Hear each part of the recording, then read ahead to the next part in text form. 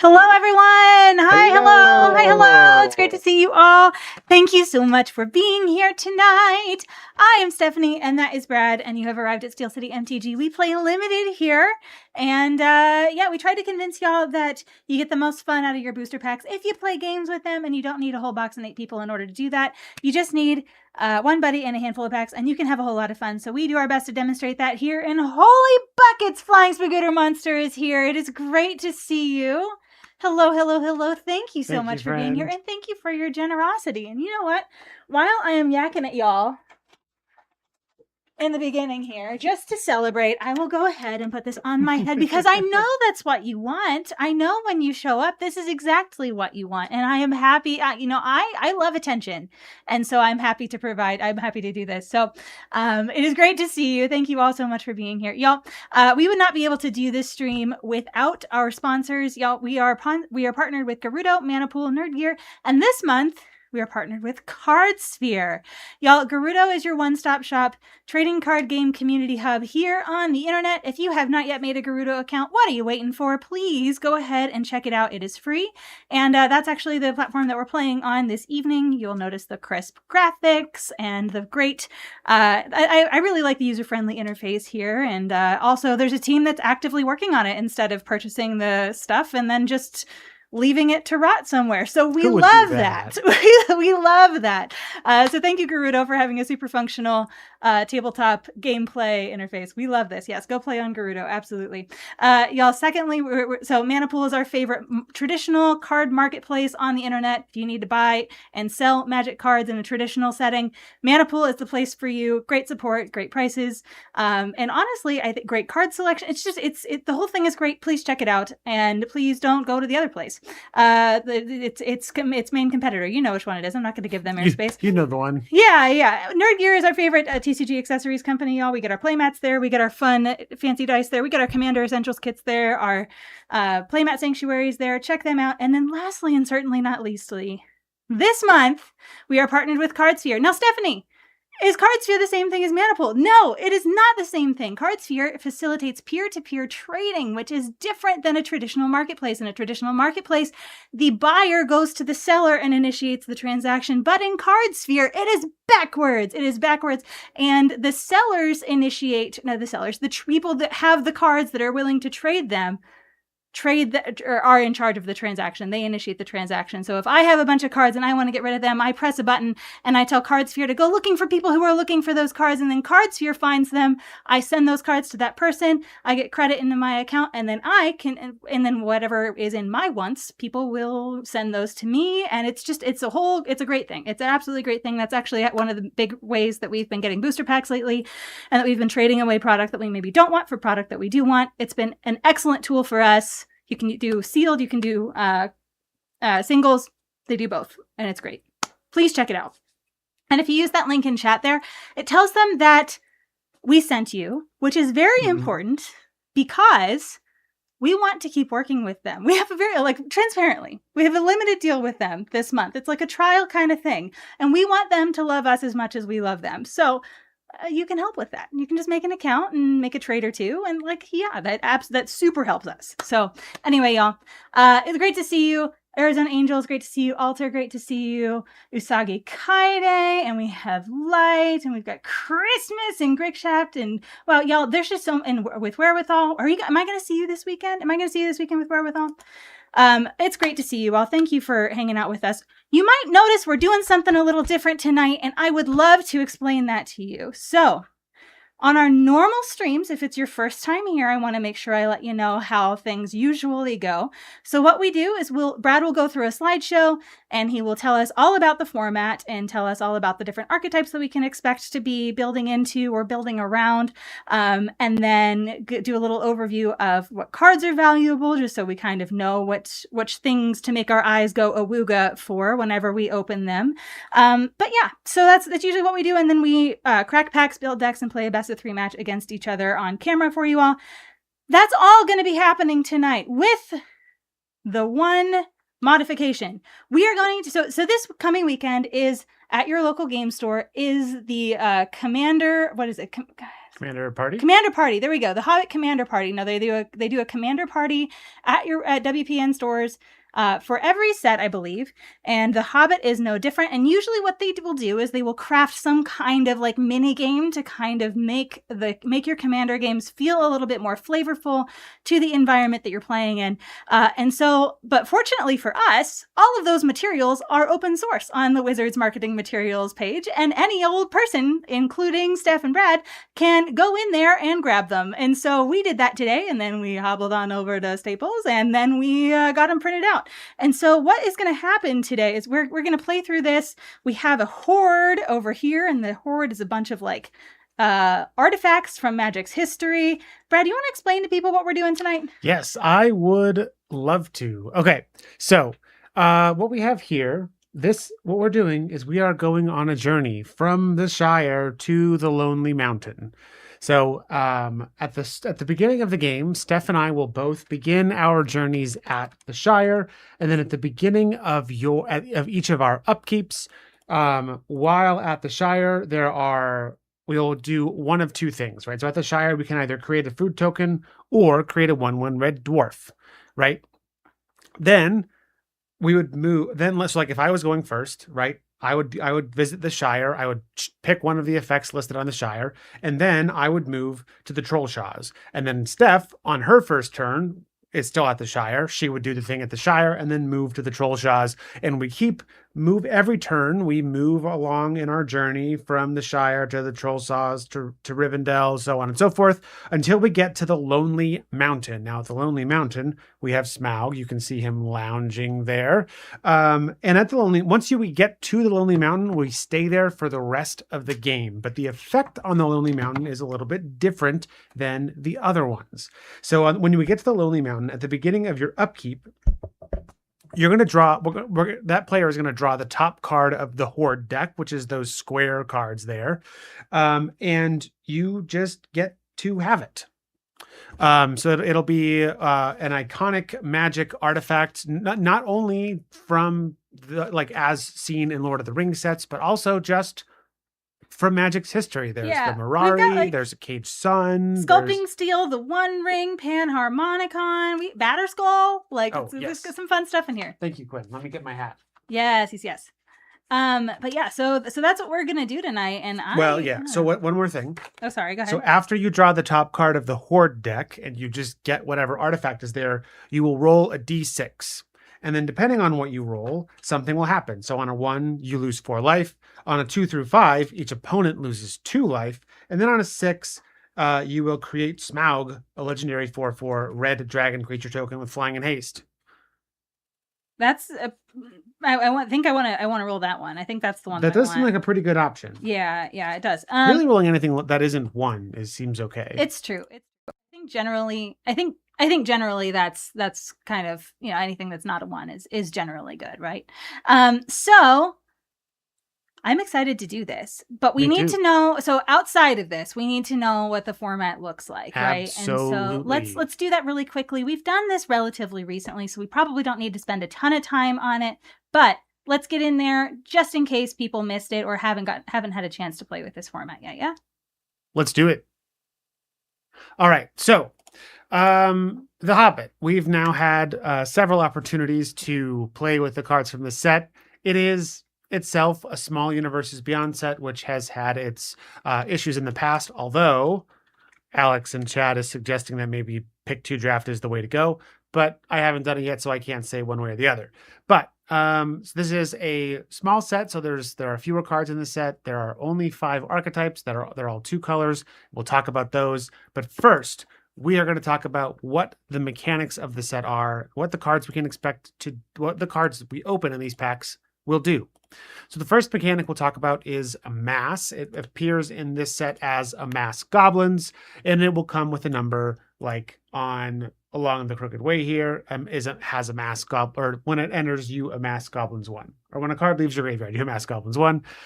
This just means that if you have an army creature, you will put N +1/+1 counters on it. In this case, 1 of them.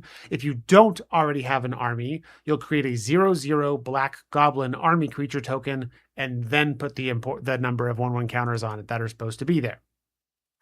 Easy peasy.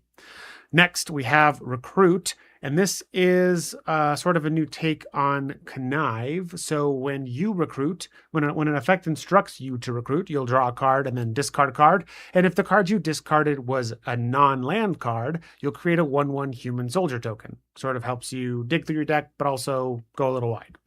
And then the last mechanic we'll talk about is Storied. So Storied, if you're familiar with the City's Blessing and the Ascend mechanic, then you might be familiar with how Storied works. But essentially, if you control a permanent with Storied, and you have a total of 3 artifacts, legends, or sagas on the battlefield, then you get this designation called an Enduring Story, and it lasts for the rest of the game, regardless of what happens to your permanent with Storied or to your legendary saga artifact things, right? And while that has no inherent rules meaning on its own, it will unlock abilities of other cards you play, like the ones that you play that have Storied. So they'll say, as long as you have an Enduring Story, something cool happens. All right. Let's talk draft archetypes. As I mentioned, there are 5 of them. They're all 2 colors. We're going to start with white and blue. This is a human-centric archetype, as well as one that is focused on drawing 2 cards a turn. So there are some humans, like Bard, that have abilities that trigger when you draw your second card. And the easiest way to accomplish this is with Recruit. So you can use these recruit effects to draw additional cards to trigger these abilities, as well as make 1/1s that you can pump up, put 1/1 counters on with something like Bard to make them bigger so you can swing for the win. Next, we get to what has turned out to be the strongest archetype, black and red, and that is goblins and their mechanic Amass. So this is the archetype that cares about the Amass mechanic. You're going to be trying to make a very, very large goblin army token and then turning it sideways. There are also some sacrifice synergies in this archetype. You could sacrifice other creatures that might do cool things when they die, or you could sacrifice your army token knowing that you'll be able to make a new one to replace it. Next, we get to black and green, and this is the archetype for wolves and sometimes bears and spiders with their mechanic Ferocious. So the Ferocious mechanic cares about you having a creature with power 4 or greater. So you're going to be looking to either play some big monsters or play some smaller monsters and put +1/+1 counters on them, like maybe a goblin army. Then next we'll get to red and white, and this is dwarves, and they have this sort of focus on equipment as well as the storied mechanic. So you're going to be looking to play a handful of creatures and use equipment to make them bigger. That will also help you get your enduring story to unlock those extra benefits as well. Altar and Flying Spaghetti Monster are singing the praises of the dwarves in chat right now. So that's fair. Let's just take a moment and appreciate them. Thank you, friend. We appreciate your enthusiasm for the dwarves. And then last, and maybe least, I don't know. I haven't had great success with this archetype so far. Least, yeah. At least in sealed. In green and blue, this is elves, and they care about landfall. So landfall is a series of triggered abilities that trigger whenever a land you control enters. So with this archetype, you're looking to get some elves on the board that care about playing extra lands. Play extra lands to get those benefits. There are some effects that make tokens, or in the case of Sylvan Reveler, you can return it from your graveyard to your hand. And then you're gonna, with all this extra mana, you're gonna be looking for either activated abilities or big expensive spells to pay off having all that extra mana.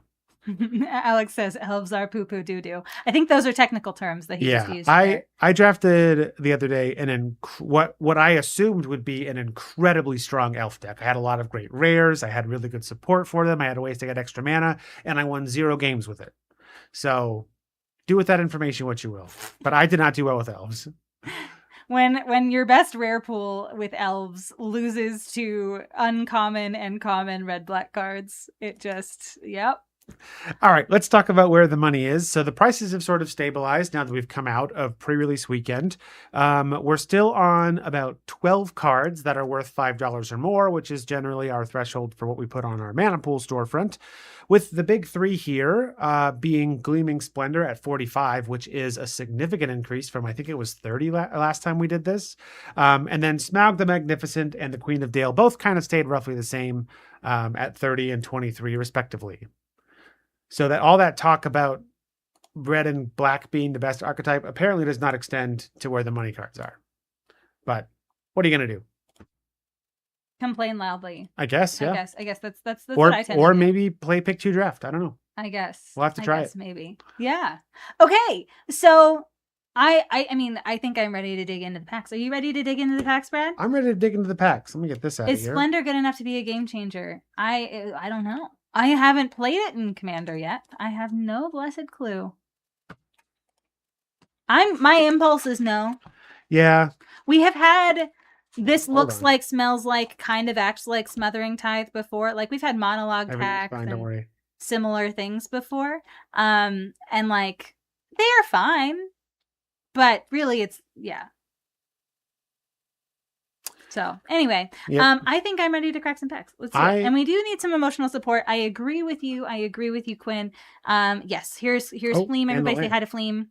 Here he is. He's here to provide us some emotional support as we open our booster packs and really hope that we open all of the black-red rares. And Brad opens none of them. And he just opens elf things. And I just get elves. That's what we're hoping for. All right, I'm ready for pack 1. Are you ready for pack 1? I'm ready for pack 1. All right, how are people going to know if we're opening booster packs if I don't tell them that we're opening booster packs? These are important questions. There we go. They are important questions. All right, let's do it. Y'all, I hope that you're having a good week. Brad and I, tomorrow night, are leaving for Command Fest Toronto, which is going to be really fun. I'm really excited about it. But before we leave tomorrow, I'm streaming at noon. It's very exciting. I'll tell you a little bit more about it after we're done cracking packs here. But just kind of pencil that in on your schedule. I'll be going live at noon tomorrow, and I'm going to be showing y'all some stuff and just chit chat, and it's gonna be feel like a sit and chat kind of stream. I'm not gonna be playing Magic. I'll be doing stuff with Magic cards, but just sit and chat kind of stream. Smaug. Oof. This thing is so strong at common. Oof. Tell the spikes you say hi. I will. Gandalf. Ravening Warg. This thing is good. I like this thing. Ooh. I have the Eagle of the Great Shelf. I feel like this is a pretty good card. It is, but despite not being a goblin. It's not black or red, and so as such, I have a hard time with it. Ooh, Stir Up Trouble. This card is just all over the place. Rage into the Valley. I do that sometimes. I know. But yeah, draw a card, lose a life, sorcery, amass goblins too. Yeah. I think just stapling amass goblins onto cards that are already pretty okay, it's just nuts. Yeah. Gnashing of Teeth is also an insane card. There will be wailing and gnashing of teeth. We're not wailing here. There are no whales on Hobbit. That's true. There will be wolving and gnashing of teeth. I have Biffer Melodic Rider, which is the signpost, or one of the signposts. Nice. Woodland Weave Master. Old Fat Spider Can't See Me. That's a good one. You're right, he can't. If you're not going to be in black red, you might as well be playing Old Fat Spider Can't See Me. You enjoy all the sagas in this are in the book. I believe so. I think they're Tom Bombadil song story things. Good White Commander cards have 2 settings, $10 or $25. I agree. Ooh, you got Sting. And I got Dwalin, Weapon Master. This guy, I love the card. There are 2 cards in this set, I believe, that make X. That make the token X. And he is one of them, and I like him. Does that guy... You want me to wear the mushroom hat? Of course I will do that for you. Is that the guy does he do hone counters? He does. He's the hone guy. So I have Sting Bilbo's Sword, which is the only other card in the set that also makes hone counters. Oh, well. But when that's fine. It has a 2 mana, it has flash, and when it enters, it gets a hone counter for each creature target opponent controls. And then you get to attach Sting to a creature you control. I love that. And then I have Ori, Keeper of Songs. That's that's my foil in the pack. Okay. Dane does also. Yes, Dane does make X. It's true. All right. Ready for pack 2? I'm ready for pack 2. Let's get in there. Y'all, I'm very excited for Halloween. And the reason why is because the day after Halloween, Spirit does a huge blowout sale just to get rid of absolutely everything in their warehouse. And hats are one of those fun things that they like to get rid of, and that's where we got a lot of our hats from this past year.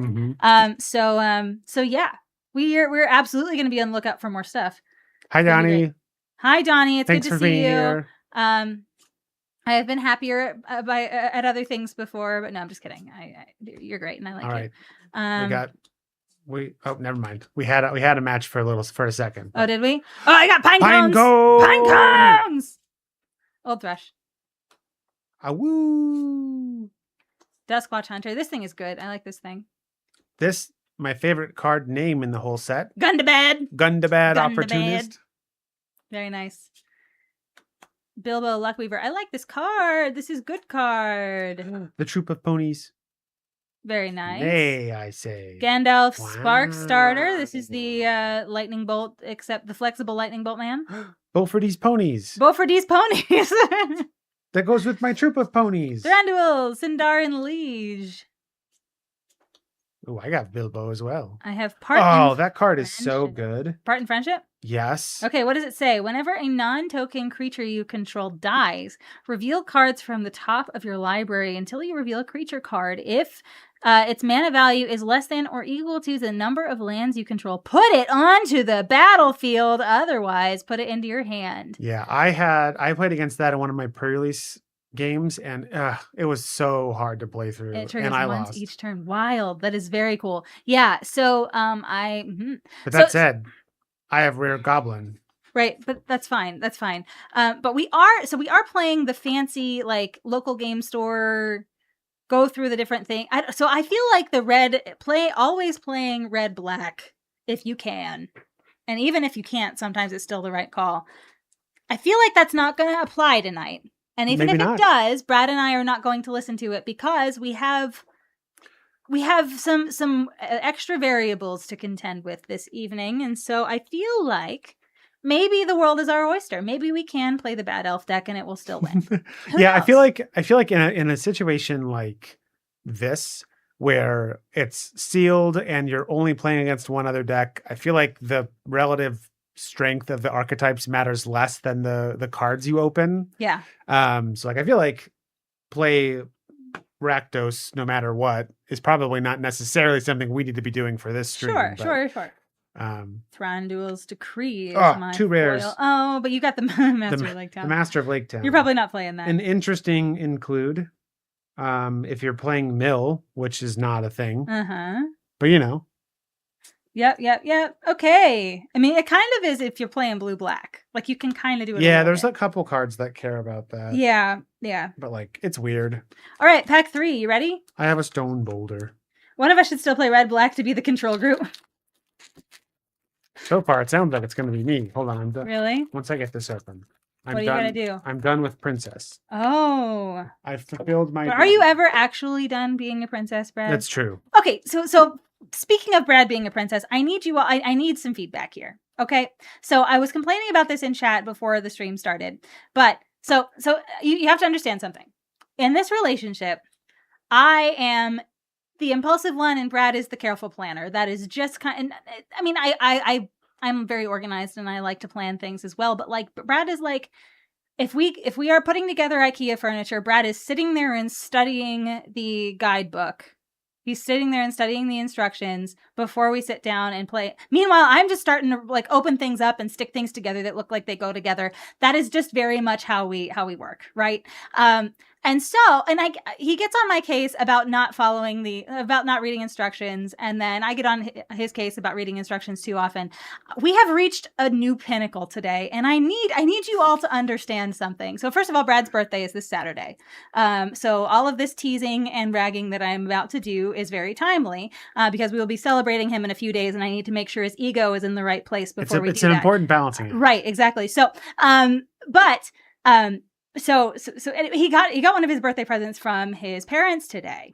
Mm-hmm. And it was a really great birthday present. It was like whiskey. Actually, do you have one? Do you have it down here? I have it. So it is this cup, right? It's for whiskey drinking. It comes with like an oil that you're supposed to, rub on it to keep it nice and looking nice, and it's charred on the inside. And then bam. So his parents are very cute, and they're very supportive of our silly little hobby endeavor thing that we're doing, right? So the reason I bring this up is this man was sitting there as I was getting ready for the stream, reading instructions for the cup. For how to care for the cup. No, you were reading specifically. cup instructions. I don't understand this. Flying Spagooter Monster, Oh, thank you so wow. much. Okay. I think this means I need to wear this on my head. I'll get mine. Yeah, here we go. Thank you so much. This is Nice. specifically for you, Flying Spagooter Monster. We adore you. Thank you so much. We appreciate you very much. That was very kind of you. Birthday subs. Wonderful. Okay, so now I'm going to keep Thanks. laying into Brad for being annoying. So, but this man was reading instructions for a cup. Yes. Now I feel like there's like justifiable things to read instructions for. Cups are not on that list of justifiable things. I think they're just not. What really put Steph over the edge was I had mentioned to my parents, I was like, well, I'm actually fresh out of whiskey right now, so I can't try it tonight. But I am supposed to let it acclimate to its new environment before I put anything in it. So maybe let it's for it the acclimate to its new environment. Brad, it is a cup. It has to. It's not a creature. It has to is adjust a cup. to the humidity and It's the a cup. temperature, and it's a whole thing. Steph, this cup is But special. Yeah, it sure as heck better be if it had an instruction it book. smells smoky. I'm so excited to use this when we get back from Toronto. Cups have summoning sickness, do they? Do they, Jacob? Oh goodness gracious. I am the wrong one, unfortunately. Listen. Yeah. Team Brad. I think we need more people that move through the world with confidence, with completely unearned confidence. I think that's what we need. I think that's what we need in this world. And I choose to be one of those people.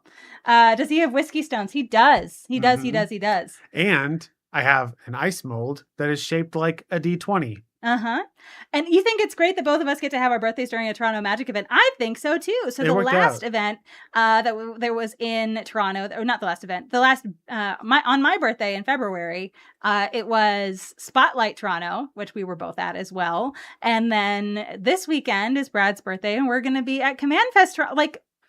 It's like Wizards of the Coast knew that we love to go to Toronto and we love to play Magic. And so happy birthday to us, courtesy of Wizards of the Coast. And honestly, I think that's being at a Magic event is kind of like what we both kind of want to do for our birthdays generally. So I feel like that's that it works great. Your special cup is a Dunkin' bucket. Oh, goodness gracious. Did you have to read the instruction booklet for that, Alex? Did that come with instructions? I'm curious how many pages it was. Anyway, let's keep looking. In fairness, it was only one page of instructions for my cup. But yet, they were very important to you to read. Anyway, I'm going to anyway. Instructions for cups, everybody. Instructions for cups. Toronto's birthday zone. It is. Owen the Brave. This card on turn 3, devastating. Every time. I don't like it. Every time. It came with coffee in it. You read all the... You had all the coffee in it. Okay. Oh, I thank you so much for the biddies. I was too busy completely lambasting my husband on in a public forum. But thank you so much for your generosity. We appreciate you. You have a pirate trifold hat to wear when you drink rum. Oh, that is excellent. I love that for you. CBB should be so much worse than it is in the set since they are. Yep. Oh, Hidology Magic is here. Ariana. Hi.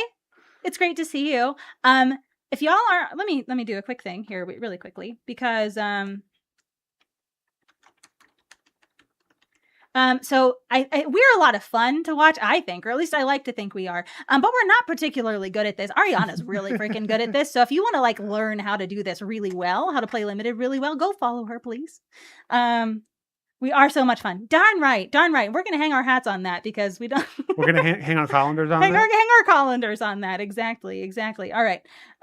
Bjorn, Reluctant Host. Nori, Teller of Tales. Elven King's Harper. Bulk of the North. Okay. I'm on goblins, I think, tonight, Stephanie. Working shirt balls. Relevantly, I don't know if any of y'all, if y'all saw this, but we're doing the commander party thing tonight. So we're gonna have a few extra variables. So it might not necessarily be a dead giveaway that red black is the thing we should play because there's gonna be some extra variables tonight, and so we'll go over that again after we build our decks. Yeah. Misty Mountains Raider. This card is bonkers. It is bazonkers. A mass goblins too. Whenever you attack, you don't even need to attack with this guy. Yeah. This card is just really good. Anyway. Troll Negotiations, also a good card, but not red or black. Oh, you have Radgast. Radagast. Okay. I got Bard's Company, also not red or black. Ooh, and this foily think twice. I mean, plunder the troll ship. Right? I have uneasy partings here. Okay, wonderful. Let's gather some. Hi, Andrew. Good to see you. Are we driving or flying? We are driving. We're driving. Toronto is super drivable for us. Yeah, it's like 4.5, 5 hours for us. So and not having to fly internationally is also a huge boon. Yeah, it's a big deal. It's a big deal. All right. Think thrice. Yeah, that's fair, Alex. More reasons to appreciate you. It's true. It's true. It's true. All right. Think twice. All right. Ooh, what else? My third copy of Bowside Wanderers. Beautiful. I keep forgetting that, like, because this is a small set, you're just so much more likely to see any given card. Especially I know. My third or fourth copy of Think Thrice. Mm-hmm. Lake Town Lookout, Nori, Teller of Tales. I think I might have like a dwarf deck, but I don't know. I need to figure it out. I just need to see everything because I have some good green stuff too, and I don't know what to do there. The Fearsome Goblin Pair. Mod Check took it. I don't know why Mod Check took us, but there you go. Yeah, down Goblin Town. Down Goblin Town. Down Goblin Town. Oh, I have the Getaway Barrel. I'm so glad I have this card. This is such a good card. That card is actively bad. Most Decrepit Old Bird. Hey, Brad, I found you. Me. I found you. This is your birthday card. That's my birthday card. Also, if anybody goes to Command Fest Toronto and approaches Brad to to sign this card, the first person to do that, I'll buy you a booster pack from face-to-face games. You're in this picture and you don't like it. Yeah, it's true. Bad at Gender High, it's great to see you. You did test stream and built Hobbit sealed deck for it. Heck yeah, I love that. Hey, I don't know if Kaide is still here, but we have a foil of one of the cards you wanted. So there you go. I put those two cards in one of my deck boxes that I am for sure bringing with me. Put the foil in there and let it pick. But we will swap out with the foil one. Azog Moria's Ruin is in my pack, and then I have Gandalf Sparkstarter. This is my second copy of Gandalf Sparkstarter. All right. Is she gonna play mono red? I don't know. I don't want us to play the same deck, and so part of me is like trying to not super freak out about the goblin things, and I need to just I don't know. I want to play something different than the red black thing. But if my sealed pool says I must, we are but slaves to the sealed pool. Play the big grid enchantment. It is so cool. I know. I want to. Emotional support friends can. All right, it's true. Fleem, you have provided great emotional support. Thank you so much, friend. All right, Wargling.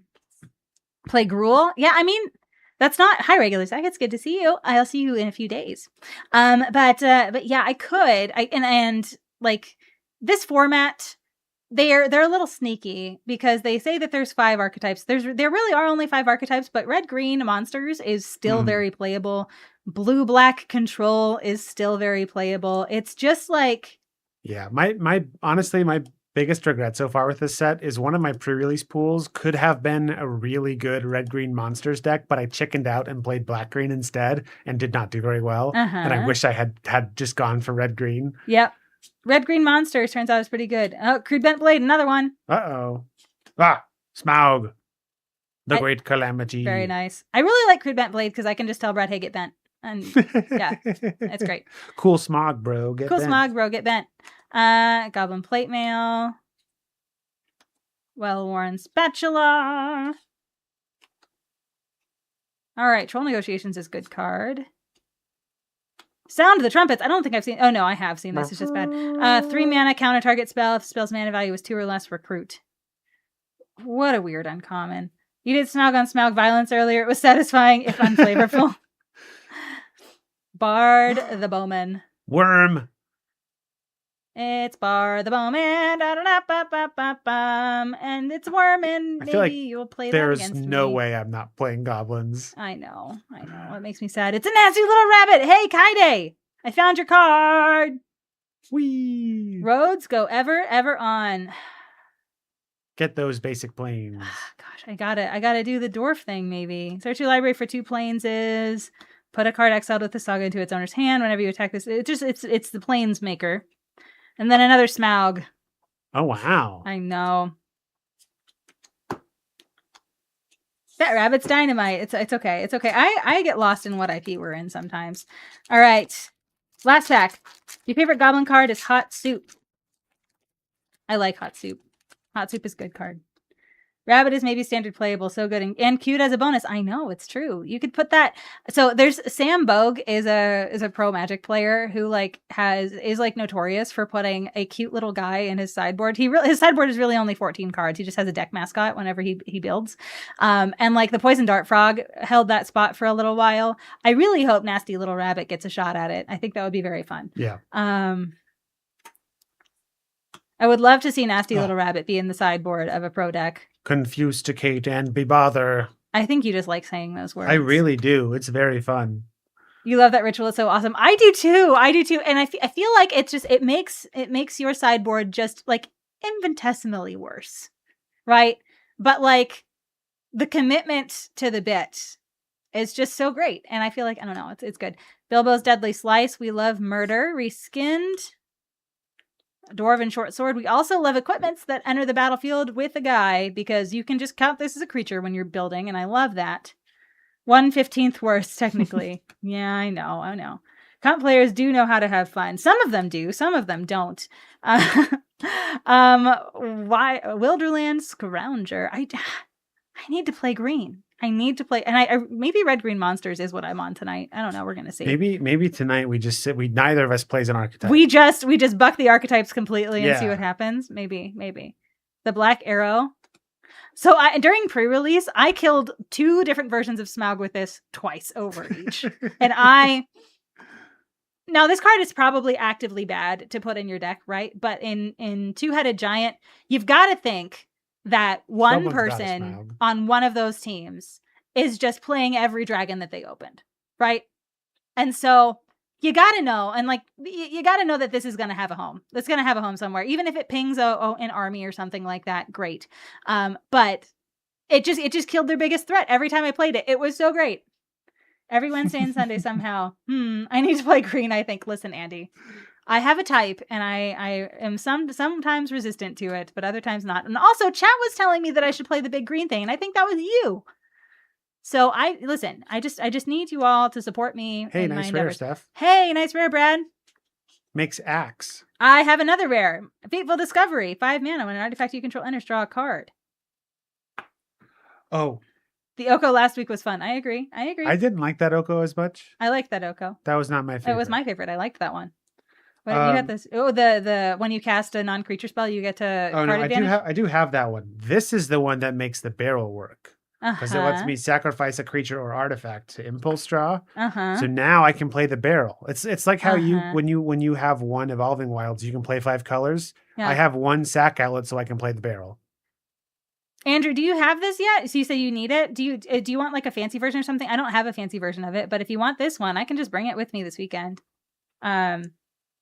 But yeah, when an artifact you control enters, draw a card. It doesn't say you may draw a card though, because so Andrew, if I know the shenanigans that you get up to, and you do be getting up to shenanigans, this might kill you accidentally. So you be careful. You need the baseline of that giant bear at 10/10. Yeah. Notary Hobbits. 3rd rare. Love that. 3 rares in a pack. It's Call Me Brad. Ancient One crew. Yeah. Andrew, DM me if you do want me to bring that for you. If you don't, then that's fine. But if you do, I'm happy to do that. I totally understand if you're like, nah, I want to hold out for a shiny one because yeah, me too, probably. So, all right. That is the packs that we have opened. It is Colander off time. It is Pat off time. And yeah, let's deck build. Yeah. Hey, John. Hi, John. It's welcome good to the party. See you. Welcome. Let's go to deck building because otherwise, how are people going to know? We gotta hydrate. How are people going to know? Okay, yeah, let's hydrate. Really quickly before we get super into deck building, we have so many things happening like within the next week and a half. And I need you all to know about it. Okay.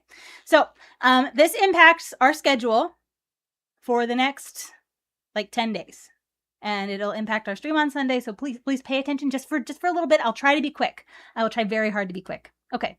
So the first thing that I need to tell you all about is our Sort and Ship stream that is coming up tomorrow. This is tomorrow at noon. And you all know that I can talk to a wall, right? I would rather not talk to a wall. I feel much less silly when I'm not talking to a wall. So tomorrow at 12 p.m. Eastern, even if you're supposed to be working, it's totally fine. Just have me on in the background. But I would love it if you tuned in because I want to teach you all some stuff, right? So Brad and I open about 24 booster packs a week. On average. That's a lot of booster packs. We have to get rid of them somehow, and I think we've gotten really good at it. And I realized the other day that there's a huge barrier for a lot of players for buying and selling cards because they just don't know how to do it. They just don't know. First of all, they think it's much more difficult than what it is. And secondly, they're like, okay, well, how do I package this card in a way that's not going to get it? It's not going to get damaged in the mail. And what do I need to do as a seller or like in the case of cards here, a trader? Like, what do I do? Like, how do I make that happen? Right. And how do I make my magic pay for my magic if that is something that I'm inclined to do, which for us, that is very much something we are inclined to do.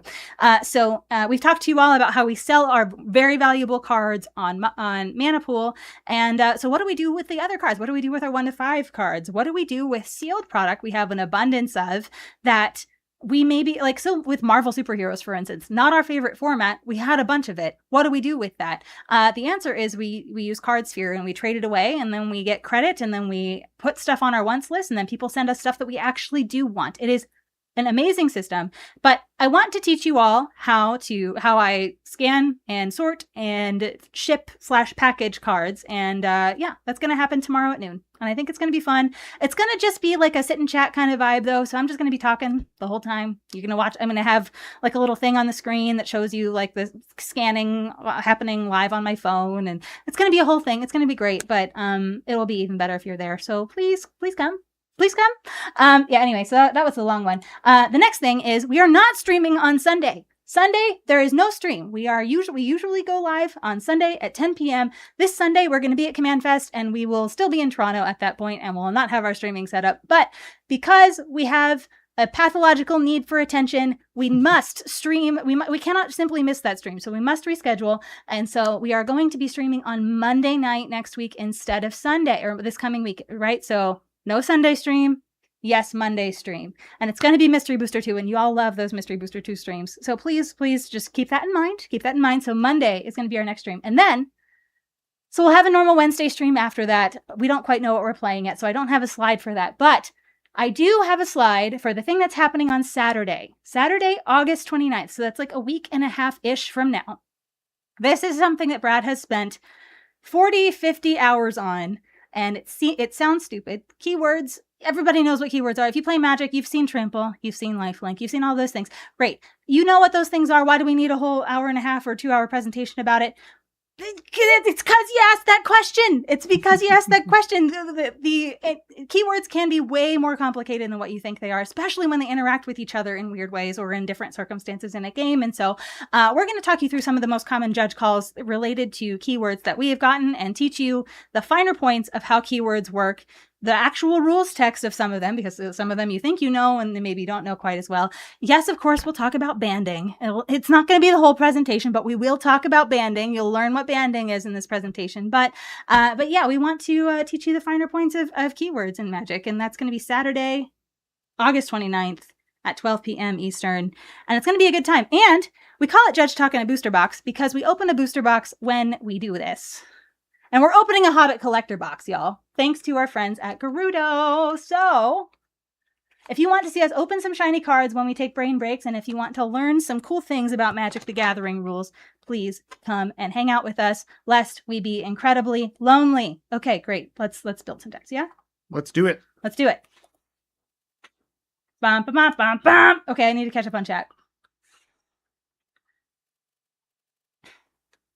All right, we're going to run a very quick ad here because we're just sorting cards here, and it's like probably the least interesting part of anything here. But yeah, but if you are here, you get to listen to the secret podcast for 90 seconds. How exciting is that? But yeah, just go take a bio break, get a drink or something, and we'll be right back. Bum, bum, bum, bum, bum, bum, bum, bum, bum, bum. And we are officially in the secret podcast. So thank you. If you are listening to this, that means you are subscribed, and we are very, very, very appreciative to you. And in some cases, you have received a gifted subscription for perhaps Flying Spagooter Monster from perhaps somebody else. But we are so grateful to you all for being here, regardless of how you ended up here. And so you get to listen to the Secret Podcast. Secret Podcast. Through the ad break. Secret podcast. Thank you for subscribing. We appreciate you all. Secret Squidcast. Okay, listen. So you do this a lot. So when people come back from the ad break, they're like, why does this woman have a squid on her head? And then I have to explain. Steph. Huh? I hate to break it to you. Oh, it's not. Oh, it's finger tentacles. Oh, no. I saw the squid. Thank you, Andrew. We try to be adorable. We really try to. It comes more easily to me than it does to Brad. No, I'm kidding. All right. Squid fingers or octopus fingers, tentacle fingers, whatever animal they are, on our fingers right now. While we are deck building, nothing can go wrong. Everything is fine. There's nothing with tentacles in the Hobbit. Flavor fail. There's nothing with tentacles in the Hobbit. Are you really? I don't think so. There's no angry water monsters?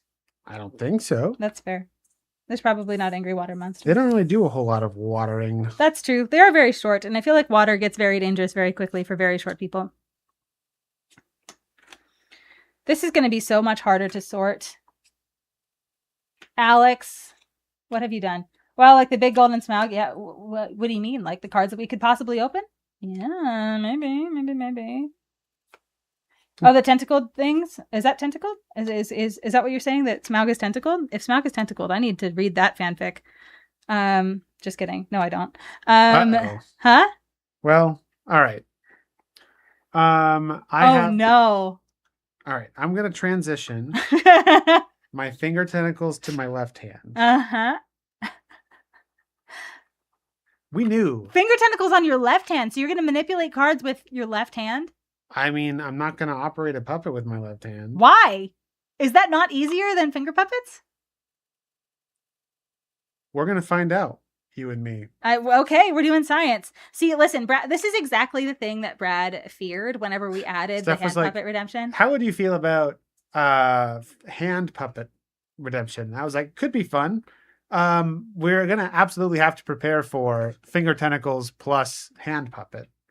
Which, incidentally, is why the hand puppet is only 5 minutes. One of the reasons why it's only 5 minutes. Yep. So that, when I'm here goofing around for 5 minutes because I can't touch my cards, we're not delaying the whole stream. We're just delaying some of it. All right. Also, Brad has new bird. Yes. Beak Beardly. Or Beak Birdly. The other one was, it made his hand have to scrunch up too much. All right. So we have a bigger bird this time. A bigger bird. And he's watching you. Your light is really bright. I'm going to change the brightness on your face light. Okay. That's allowed. All right. Maybe Bird Beakly. Beak Birdly. I'm going to remember this bird's name eventually. But that totally. Oh, it absolutely borked it. Okay. Can I read? Go. No, we're good. That's good. What about now? I mean, yeah, you still can't see the background. And the bird looks good. Okay. We're good. Mission accomplished. See, this is the kind of quick troubleshooting. He was just a little too bright. Yes, immersion ruined. All right. Maybe Beak Birdly is the one that's going to manipulate these cards for me. No, that's not going to work. That's not going to work. You tried so hard. All right. Nailed it. We did it. Immersion ruined. I'm sorry. Is this what you wanted? Is this what you wanted? I think it's exactly what John wanted. John revels in our displeasure. That's what I think. This is just not happening.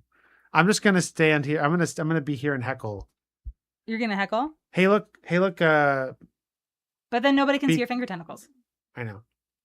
Hey, look, Beak Birdly. Steph just sorted you in 5 years. What? Oh, the most decrepit old bird? That's not very nice to be Birdly. He is sad. Oh, goodness Ah, gracious. I deserved it. Did you? Did you I deserve think it? so. Okay. All right. That's good. I'm glad. All right. I'm going to see. I really think that you should switch back. I think. I'm going to be honest. It's not going to matter either way. If I could pick up a card with these two fingers with the tentacles in my left hand, it maybe it would be better to do it in my right hand. But it's not a function of lack of coordination. It's that my fingers are roughly 3 times as long as they normally are. Right. But I feel like whenever you finger tentacle, you kind of like don't actually use your real fingers inside of them. You try to use the out, you know what I mean? Like you don't grip things from like here, you grip things from here. Yeah, but like I can't use my other hand to stabilize the cards. Mm-hmm. You know what I mean? Yeah. So we're gonna. Sounds like a skill issue. It 100% a skill issue. I'm glad the chat is enjoying this. Because Put that over there. Happy birthday, Brad. They want to watch you struggle. Happy birthday! Happy birthday to you. They like laughing at you. They're not the only ones. What? So they're not the only ones. Really? Do other people like laughing at you? Yes. Like your wife? Yes. Okay. I'm getting some of these cards sorted. Look at you. I'm so proud of you. I'm so proud of you for getting some of your cards sorted. Fold of the North can go over there with my other goblins. Uh-huh. Oh, wait. I just put green in the white pile. Uh-huh. Perfect. We're getting there. Uh-huh. You're going to figure it out just in time to be done with your with your hand puppet time.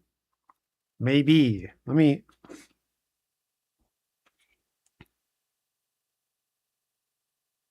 What are you doing? I because the bird is gonna, or Beak Birdly is gonna expire before the finger tentacles. So I was scrolling down to the part of my screen where I could see that. I see. In fact, I think it's time. Everyone say goodbye, Beak Birdly. Goodbye, Beak Birdly. It seems that Brad is genuinely struggling. It feels cruel and not greatly necessary. All right. But now, oh gosh. Now, it seems like you feel liberated now. Maybe. I just did this when I was talking just now. Gwen, don't do it. Don't do it, Gwen. Don't run it back. Okay. I better get my things sorted immediately. No, you got plenty of time to figure out. Yeah, absolutely. Are you sure? Do you see with this mess? You've got so much time. I have so much time. All right. Got nothing but time. I have so much removal in black, y'all. I have so much removal in black. Upside down. That's a black creature. Not using your war chest for another round of that. Save it for gameplay. Phantom Puppet is apparently a thing. This is just me now. This is just how Brad lives his life now. He just like has a Phantom Puppet next to him all the time. All right. Okay. So here's the deal. I'm just going to get these cards sorted. Or the cards that I have, I'm going to put them back in their piles. And then I will resume my normal finger puppet or my finger tentacle responsibilities. I just need to make some sense of what I have going on over here.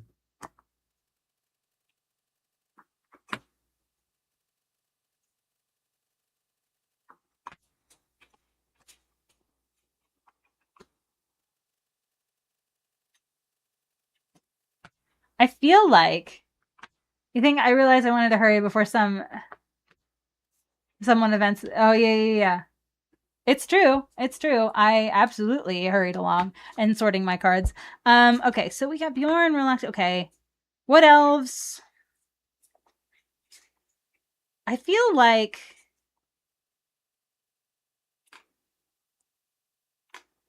for each halfling I control. Who has halflings? Not me. Okay, so I feel like I need to be in red. I need to be in red here. My removal in black is very good, but I do have Troll Negotiations, 2 copies of Quarrel in green. Which, and I have Pinecone Strike, so I feel like there's a chance I don't need to play black, even though I have a ton of removal there. I think I might be able to do the red-green monsters deck that we were talking about, chat. I just need to make sure I'm not missing out on anything. I like Bilbo a lot.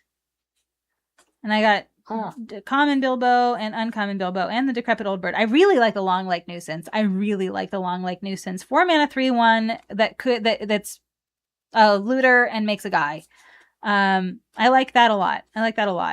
But I'm not super impressed with the other things in here. There's a lot of the things that switch power and toughness, and I don't know that I care about that. Enchanted River's Grasp is good removal. Old Fat Spider Can't See Me is a good utility card. I really do like Old Fat Spider Can't See Me. I'm not a big fan of counterspells in this format, and Fateful Discovery is just not something that I'm interested in for limited. So I think we're going to put blue away.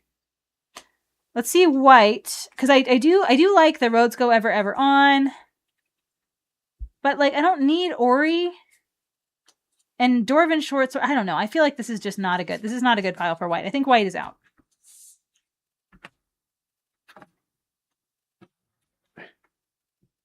People foil Bilbo Thief in the Night during pre-release. Oh, very nice. Very nice.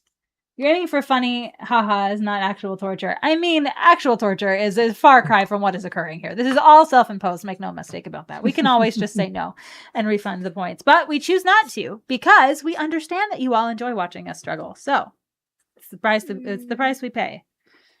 All right.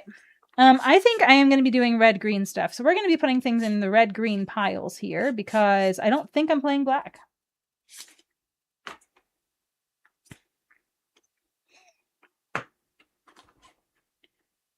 Mirkwood Nurturer. Okay. I think black is out. I think black has great removal, but it doesn't have anything else going for it right now. So I think red-green monsters is how we're going to be doing this. So we're gonna take a look. Now I'm sad that I don't have the long dog. I really like having the long dog. The long dog. The long dog is great. The old long gray dog. There's something old and gray about it, but I know it's a long and I know it's a dog, and it makes a treasure and it's flashy and it's got reach and it's cool. It's great. I like it.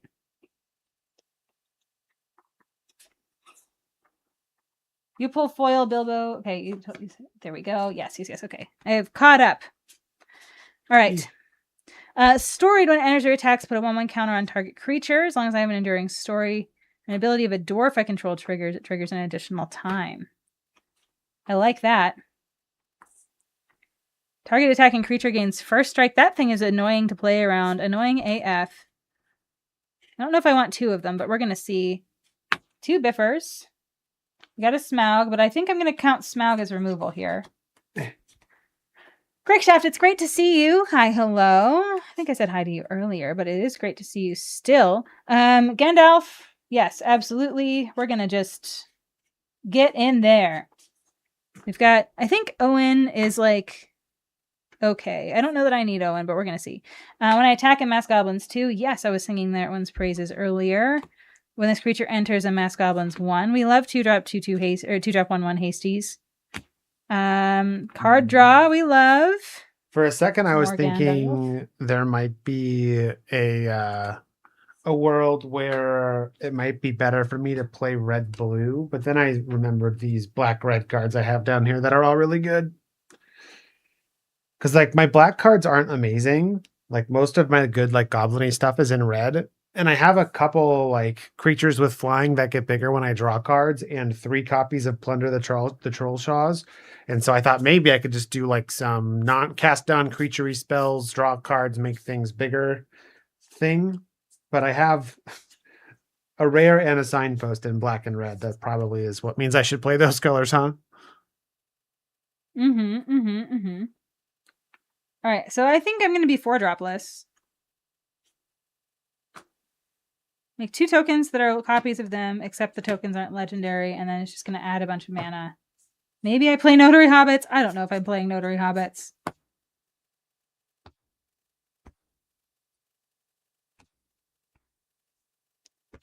This is a mana dork. I like mana dorks. I feel like I like that better than I like Notary Hobbits, but we're going to see.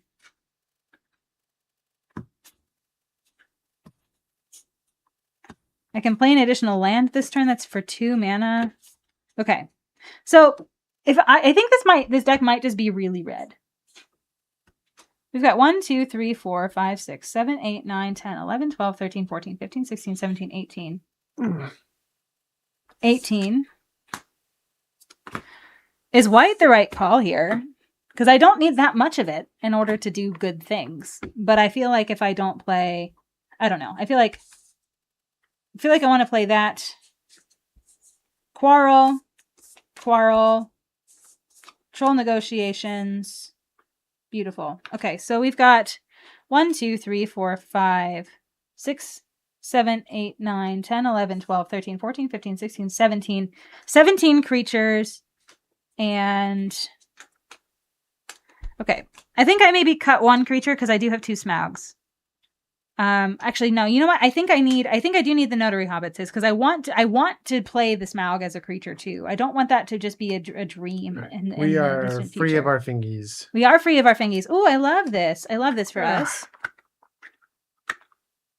All right.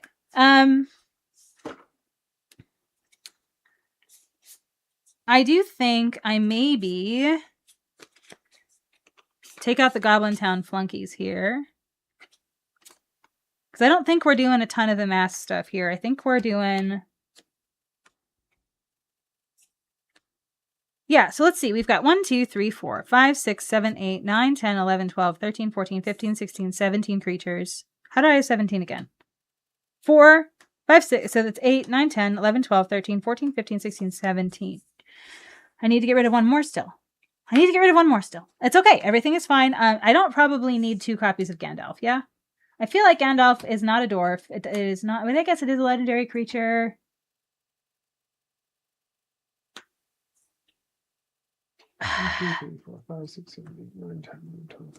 Gandalf is a removal, though, and I feel like I need that. Iron Hill Stalwart, I probably don't need 2 copies of. Because I don't have any equipments in the deck. I do have Dwalin that makes an equipment, but I feel like this is probably just a reach trampler at this point. So I feel like that comes out. And I think that that's okay. That's not to say that I'm sad about that. This is what I think we're doing. We have 6 removal spells. We've got Part in Friendship. 2 copies of Smaug. Well, 6 removal spells, non-creatures. And we've got 2 copies of Gandalf. We've got some serious mana acceleration here with these and with Dory. I think I'm feeling good about it. I think I'm feeling good about this. You're feeling good about it? Yeah. Do you have your deck? Yeah, largely. Okay. So friends, it is that time. It is the time of the night. Donnie, I know you've been waiting. And Cass, if you're here, I know you've been sometimes like you're sad that whenever you like leave and come back because you miss the jambling, but now is the time. Now is the time, everybody. So friends, on this stream, Brad and I will give you an elevator pitch for what kind of deck we built. And so I will go first, and then Brad will give you his elevator pitch for his deck. And then we will give you the opportunity to vote for who you like better. And by that, I mean who you think is going to win the game or win the best of 3 match tonight. So this evening, I have built for you, for your viewing enjoyment, a deck that hates 4-drops. No, I have 1 4-drop and it's Troll Negotiations. But I have built for you a red-green monsters deck. This completely bucks any archetype suggestions that Wizards of the Coast has made. We are going to accelerate mana. We have 4 or 5 different ways to do that here. We're going to play dwarves and do cool dwarfy things and maybe double their triggered abilities here. We're going to just have really big monsters because what does Steph like if not big monsters, right? Steph loves big monsters. We know this. So yeah, we're going to just have big monsters. We're going to play big splashy spells. We're going to laser beam Brad's things because I've got things to laser beam him with. And that's just how we're gonna, yeah. So we've got 1, 2, 3, 4, 5, 6 pieces of removal that are non-creatures down here, plus Gandalf. That feels pretty good to me. And then we also have Part in Friendship, which I know chat was very excited to see. So red-green monsters. Rawr! That's what's happening. Brad, what do you got? I am on black-red goblins. I've got quite a lot of amass stuff. I have an interesting amount of card advantage. Interesting amount of card advantage. Yeah, like a surprising amount of card advantage. I've got some good removal. Like I've got these 2 Reverend Howls. That's good card advantage. I've got but I am going to be making a large number of goblins. And for your viewing pleasure tonight, chat, I have the Getaway Barrel, which, if you're not familiar, is a 4-mana artifact. It does nothing until It's such a bad card, Brad. until you put it into the graveyard from the battlefield, in which case you will reveal the top 13 cards of your library, put a random creature from among them onto the battlefield, and the rest on the bottom of your library in any order. And you're thinking, Brad, how in the world are you going to get that card from your graveyard onto the battlefield? To which I say to you, I have a Snow Slope Hunter, which has an activated ability. I can sacrifice an artifact or creature to impulse draw. And I have a Golem the Abandoned, which, while it's in my graveyard, I can pay 2 mana and sacrifice an artifact or creature to return it from my graveyard to my hand. So I have 2 ways just 2 whole ways to get rid of this barrel. And what more could you want in a limited deck? What more could you want in a limited deck? Besides, I mean, having one completely useless card, unless you have one of 2 other cards. And what even more could then, you want? Who knows if that card will be any good? What more could I you could want? randomly get a Smaug, though. Or a You worm could. that gives me an extra combat. You step. could. You could get all of those things. All right, chat. Think of the possibilities. Yeah. So maybe you want to vote for Brad if you had your ears closed for that whole thing, but otherwise the opportunity to vote for me stands right now. So please, go ahead. Let us know who you think is going to win. If y'all were here during the beginning where we talked about how Black Red is the best, then it's easy decision, vote for Brad. Black Red is the best when the pilot is not actively including cards that suck. Just an card that sucks, thank you. But that's like an card that is like just actively so bad, though. Yeah, but it's only one. But it shows that you have bad decision making, and I think that means chat should not. It shows chat that I am fun. It shows them that you're fun. Here for the memes. He is a fun guy who reads instruction manuals for cups. Darn tootin'. And don't He's you forget it. so fun. Wow. I am so fun. Thank you for noticing. You're just imagining that Family Guy thing, the mystery barrel could have anything, even a Smaug. Y'all. Yeah. Thought about barrel for Regos because he can eat it. Yeah, he sure can. We got birthday Brad points. Let's go. Birthday Brad points. Are those different than regular Brad points? I mean, Andy. Inquiring minds want to know. All right. I want to include a lot of mountains because my desert wereworm cares about how many mountains I have. I only have 1 card that requires 2 black pips. So I think I can, and I have a Hobbit hole. So I think I can oblige the desert wereworm in having more You can mountains. oblige the desert wereworm. Yeah. I can go 6 and 10. That seems a little aggressive. Let's go 7 and 9. I'm going 7 and 10. 1, 2, 3, 4, 5, 6, 7, 8. In favor of red. Yes. Don't let that math influence your voting there, chat. That is please let it influence. 16 lands plus a Hobbit hole is 17 lands. Okay, all right. And the Hobbit hole can become a halfling. No, it can't. It can cycle for a halfling. It can't become a halfling. And you may remember that one of them. my halflings can sacrifice the Getaway Barrel. We're drowning in synergy over here, chat. Gosh, okay, whatever, man. There's no way this goes poorly. All right. While you are on this train, I'm going to go ahead and run a quick ad here while we're shuffling and getting ready here, so we don't have to interrupt gameplay later. I feel like that's probably a good idea. So we'll be back in 90 seconds, and then you get to listen to the secret podcast if you're subscribed. Which, after the generosity of so many of you this evening, you might be. You might get to listen to the secret podcast. But here we are. So we'll be back in 90 seconds. So, Brad. So, Steph. Now that we are officially in the secret podcast, do you have any confessions that you would like to air, or grievances you would like to air, to chat this evening? Any grievances? Any grievances? Any confessions? Anything? Anything that you want to make sure that nobody ever hears? Nobody ever hears. Yeah. Gosh, I really should be playing blue red. Huh? I should have gone join Steph on the No Archetypes adventure. Yeah. But I feel like I feel some pressure to engage in science, to test the theory about black red. Oh, so this is the JJ the control group experiment exactly. Yeah, thing that he was suggesting. I'm doing this for you, chat.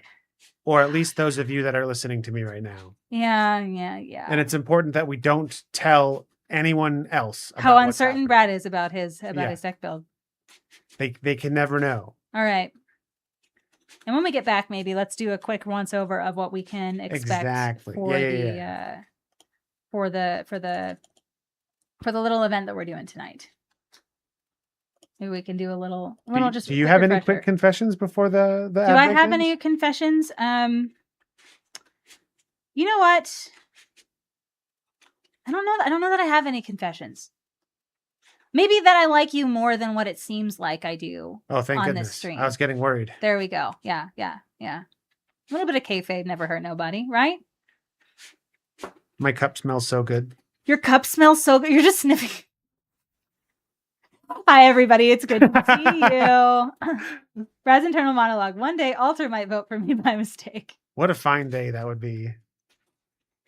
That's why we love you, Brad, Donnie says. Yeah. Okay. All right. It is great to see you all. Welcome back from the secret podcast. All right. Jambling. There's not even whiskey in it. Not yet. Not yet. Steph likes her husband. What a nerd. Wait, what? Who said that? Brad is clearly my mortal enemy. I'm not sure what you're talking about here.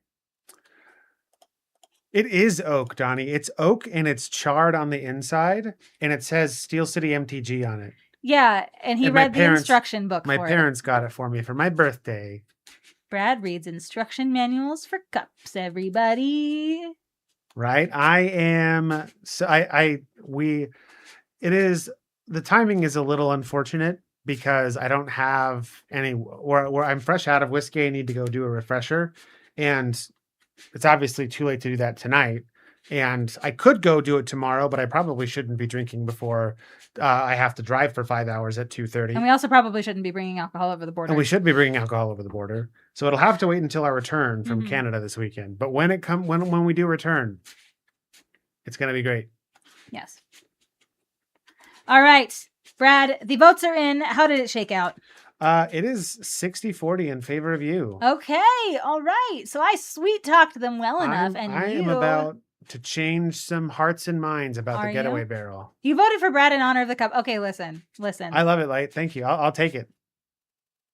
Instruction manual readers, the lot of you. Nobody here wants to live on the edge with me. Like nobody likes looking danger in the face and laughing. Nobody enjoys that like I do, apparently, but that's okay. That's all right. I will stand alone on this island. And I will like it. Steph clearly never grew up getting video games from the store with her parents and reading the instruction manual on the car ride home. Listen, you don't know me. Of course I did. No, I didn't actually. But I did if I wanted to 100% complete it and I couldn't and I didn't know how to do it on my own. Then I did look at the instruction manual. I did. But not by default. No. You hate reading, so you're with me. Exactly. And you know what, Zach? I feel like people like us are better problem solvers because we just try to figure it out on our own. And I think naturally, I think that's a muscle that we have built. And then we are, I think that it's good. I think that it's a good thing. See, I am instead choosing to go the route of, there is a thing called decision fatigue. Decision fatigue. I am saving my decisions for more important things than figuring out how the cup works. Okay, so you're saying my priorities are out of line. That's what you're suggesting. I'm not saying I anything. think that's what you're saying. All right, but I'm going to roll this die here. My decisions differently. All right, you ready? And maybe that's why I've had such good success on these streams recently. Listen, yeah, I won the last one, you son of a gun. I got 15. But the ones before that, though? Okay, but the ones before that, listen, Brad, the whole nature of this is we go back and forth. I got 15, which is more than 8. This is true. And you know what? I didn't even need to read the instruction manual for the die to figure out that that's how that worked. I didn't need to. I would honestly be surprised if it came with an instruction manual. Listen, I was surprised that your cups came with an instruction manual, but here we are. But you should know that if the die did come with an instruction manual, I would absolutely have read it. Nobody gets Steph a cast iron anything. She won't care for it properly. Listen, I didn't need an instruction manual for that. I saw a perfectly good TikTok that did the job. Thank you very much. Hi, gentlemen Croats. Good to is see that you. not the same as reading the instruction manual? If I had watched a Did I TikTok read about how something? if I had watched a TikTok about how to care for this cup, I would you respect you more. Yes, Oh, wow, that's okay. exactly. I'll go see if TikTok has a care for the wooden cup TikTok. All right, this is fine. Everything is fine. All right. So, as a reminder, you want to remind people what we're doing tonight, Brad? Yes. Okay. So we are this. If you would go to a commander party this weekend, I believe, you might encounter this. We're obviously not playing commander, but we're going to do this anyway because it's our stream. We'll get to do what we want. This is our adventure traveling from the Shire to the Lonely Mountain. At the start of the game, each of us will be at the Shire, and at the beginning of our upkeep, we will visit the Shire. And the Shire has two different effects. It says you can either create a food token or make a 1/1 red dwarf. We will get to pick one of those things to do, and then we will move to the next stage of the adventure, the Troll Shaws. And then at the beginning of that upkeep, we will do we'll make the choice that happens at the Troll Shaws, and then we'll move to Rivendell, and so on and so forth until we get to the Lonely Mountain. And there is not another space to go after the Lonely Mountain. It is the last stop on our journey. So when you get to the Lonely Mountain, every upkeep after that, the first thing you'll do is you will draw the top card of the Horde deck, which Steph has over there. It's those square cards. The Horde deck is full of really cool artifacts from all throughout Magic's history, some from Lord of the Rings, many of them not from Lord of the Rings. We got the Mirari, we got a Cage Sun, Sculpting Steel, the One Ring, Nazgul Battle Mace, a whole bunch of cool stuff. So you just get the top card, you just get to have it. Good for you. And then you'll roll a d6, and there is a randomized effect depending on what you rolled that we'll go over when we get there. Okay. Sound good?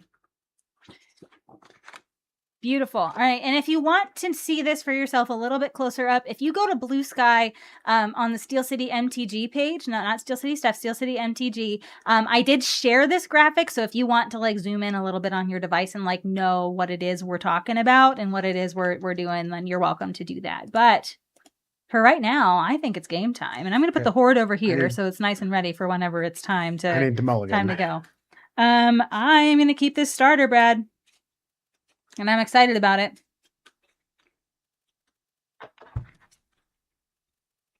You believe me? But we should all set a good example for the youths. Is that what we're doing on this stream? Are we setting good examples for the youth? Is that the charge that I've been assigned? Because if so, I think I am woefully underperforming on like multiple axes on this stream. All right. These are the best 7 Magic cards I've ever seen in my life. Probably 50% of the Pizza Hut pizzas you've eaten in your life was earned by reading as a child. Exactly, Andy. Exactly. No, I like reading. I do. I like reading. And I don't even need pizza to motivate me anymore. But goodness gracious, I did when I was a kid, and it was. And you know what? I don't even think it was the pizza because I didn't even like the pizza that much. I just wanted to have access to more pizza than my peers. It was the competition. It was the competition that got me. I wanted more pizza opportunities than anybody else in my classroom. And I achieved. All right. If Ryland Grace refused to read instructions, humanity would have been doomed. You know what? You're probably right. All right. I am going to go first. I'm going to play this mountain. Take it away. And I will pass the turn.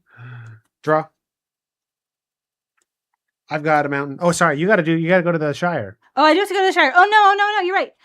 So at the beginning of my upkeep, I choose which one. So I can either make a food token or make a dwarf creature token.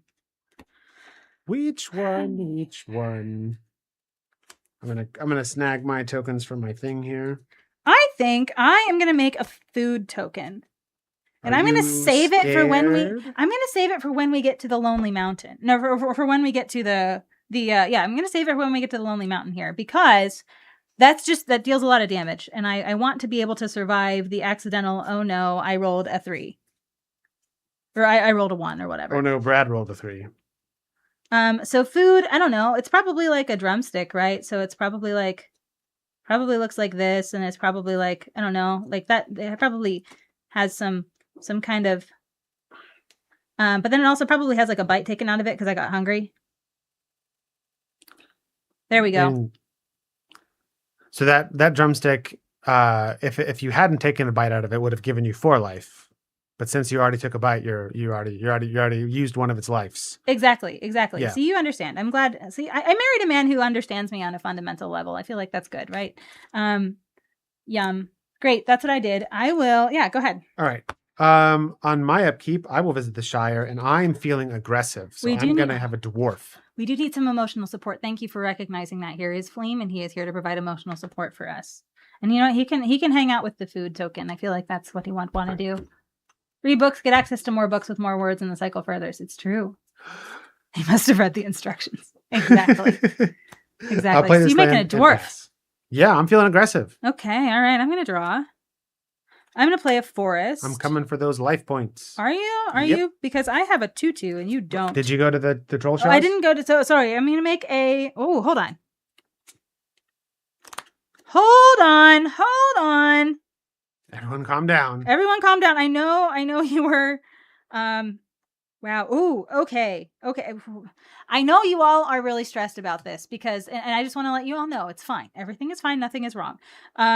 So what are your choices for the troll shop? I can either make a treasure token or I can make a colorless equipment named sword that gives equipped creature +1/+1 and equip what's the equip number on that? It didn't print very well. Let me see if I can find it on our graphic here. It's probably 2. And equip 2. If I had to guess it. Does it say 2? It didn't. Well, it didn't translate well to the documents that I was printing. So we're gonna say it's equip 2. Sounds like you got a treasure token. Hold on, let me see here. Marketing materials, Wizards of the Coast. Beautiful. I can find it right now. Give me a second. I can find the OG stuff. Here we go. What are we doing? Where's the commander party? Here's commander party. So I feel like in Bloomburrow there was a sword token that gave +1/+1, and I think that was equipped 2. Because I feel like if axe is equip 1, right, and it's +1/+0. Yeah, I feel like that would be fair. All right, so we're downloading the assets again here. Let me see here. Gentleman Crow says it's 2. I'm feeling good about my guess. Let's see here. No, that's not what I want. It's equip 1. Oh wow, okay. It's equip 1. I was proven incorrect. You were proven incorrect. So do you want a sword? Or do you want money? I feel like these are the questions that plague the souls of men and have plagued the souls of men for centuries. I, however, am no man, and thus I will take the money.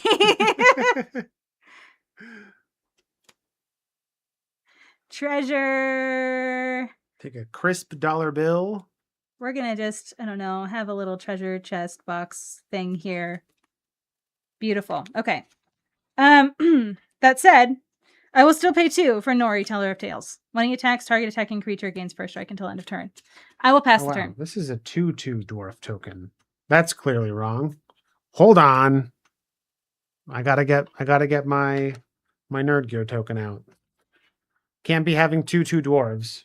Steph would be better at trigger something instructions. Listen, yeah. I also am doing a little something called managing the stream. All right. I have a lot going on right now, okay? Okay. Mono blue commander to build, but you can't decide. So I'm going to give you something interesting. Ooh, I like it. I feel like the creature that you choose matters less than the restrictions you implement. So I'm curious to see what the restrictions you implement will be once you figure out who you're building. I'm also going to make a treasure because I'm not interesting. Are you suggesting I'm not interesting because I made a treasure? I am suggesting that I copied you. You are a trailblazer, and I am just a follower. That's absolutely. Okay. I will. So you have a 2/2, huh? Yes. I am going to pay 2. Blue O'Hare from Ixalan. Okay, that's a good decision. 2, okay. For Gollum the Abandoned. Gollum. 2/2, cannot block. When he enters, exile up to 1 target card from an opponent's graveyard. Each opponent loses 2 life. Okay, fine. Right. And then I can pay 2 mana and sacrifice an artifact or creature to return Golem from my graveyard to my hand, but only as a sorcery. Now I just need to find the barrel. Okay. So we love it. I will pass to you. Okay, I'm gonna untap and draw. At the beginning of my upkeep, I will give this creature +2/+2 in vigilance until the end of the turn. I will play a land. I would like so Golem can't block, right? Golem can't block. That's beautiful. I would like to cast Pinecone Strike. Oh, We're gonna kill your no. dwarf. Okay.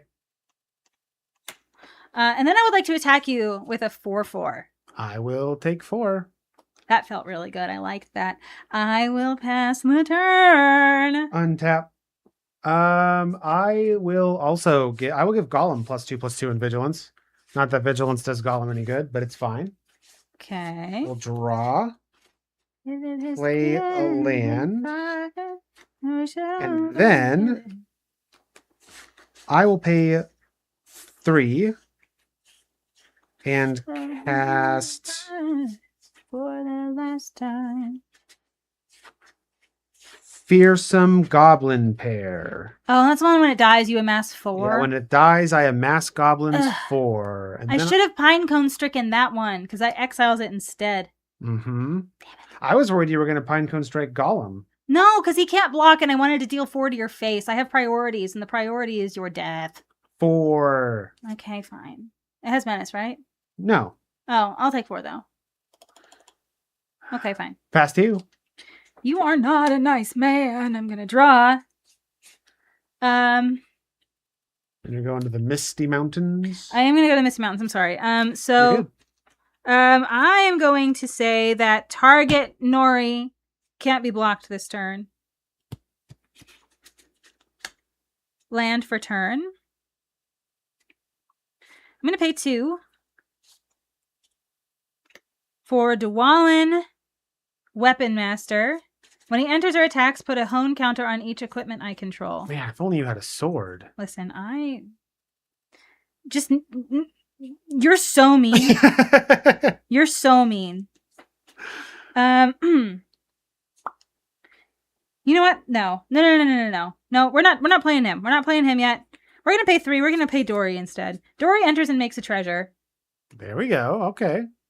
Okay, listen. That sounded patronizing AF, No, dude. no, It did. no. It did, and I didn't No. like it. I don't respect it. I don't respect it. I'm gonna attack you for 2. I can't block.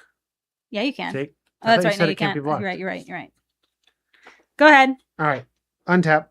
I would like a pair of goblins. Priority puppet for Steph. You're right.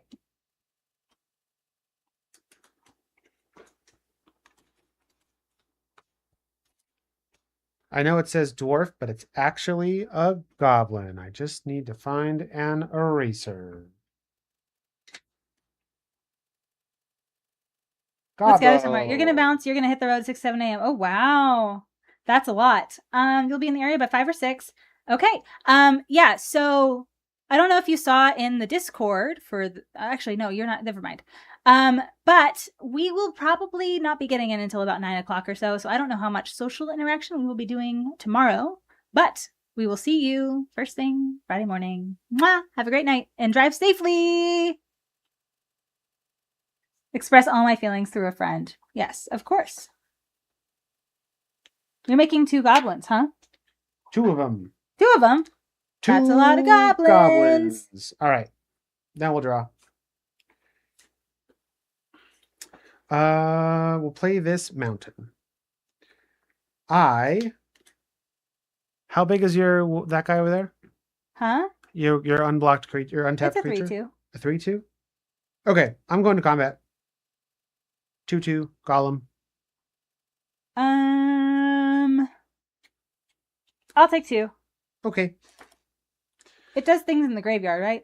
Yes, I can pay 2 and sacrifice a creature or artifact to return it from my graveyard to my hand. Got it. Okay. Only as a sorcery. Very nice. Right.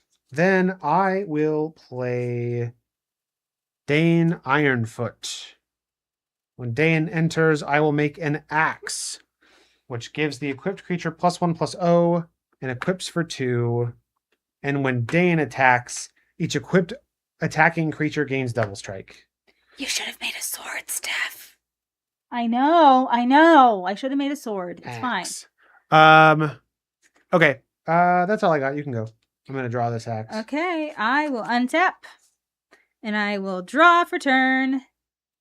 Okay, I will pay 3 to play Wood Elves. I think they would. I'm going to search my library for a forest and put it onto the battlefield. And this is harder than I want it to be. I'm going to do this. And then shuffling is difficult with the horse. But he's just going to hold my deck in his mouth like this. And I'm just going to... Thanks, horse. Good teamwork. You, horse. Okay. And you went to the Mirkwood? I did. Oh, yeah, that's right. I will put 2, +1/+1 count. No, I can draw a card. I'm going to do that instead. Great. That is not helpful. I will pay 2 for Dwalin. I still don't have a sword, and I'm sad about it, but that's okay. Man, only there was a way you could have had one. Listen, I just need you to love me for who I am, dude. All right. I still don't think I have good attacks here. Although you have X. I don't want to kill your 1/1 unless I'm like trying to maim you though. So I feel like it is time. I'm just going to pass the turn.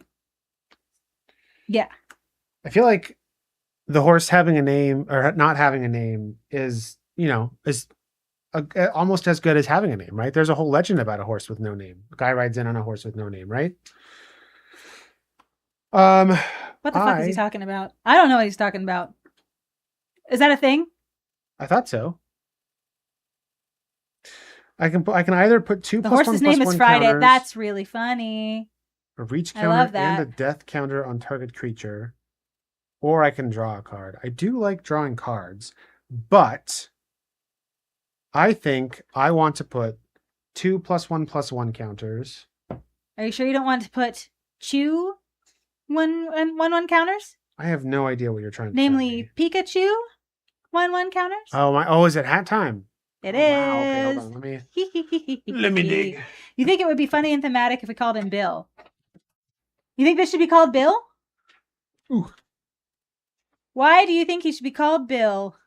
I want to know. Can you show me? All right. I'm putting... It's 2 1/1 counters. Hold on, chat. 2 1/1 counters, a reach counter, and a death touch counter. So we will put reach. We will put death touch. We'll talk about death touch on Saturday, next Saturday. That makes the list of keywords. Okay. Then I will draw. Oh. Bill the pony. Oh, you're so right. You're so right. Bill. I like Bill. Playland. The horse's name is Bill.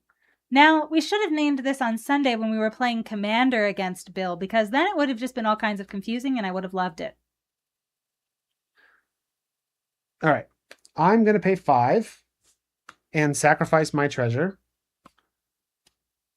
for the Desert Wereworm. Now, chat, if you're not familiar with the Desert Wereworm, it is a 0/5. It gets +2/+0 for each mountain I control, which is currently 4, so it is an 8/5. And whenever I attack with a total of power 12 or greater for the first time each turn, untap all attacking creatures. After this phase, there's an additional combat phase. I'm going to go to combat.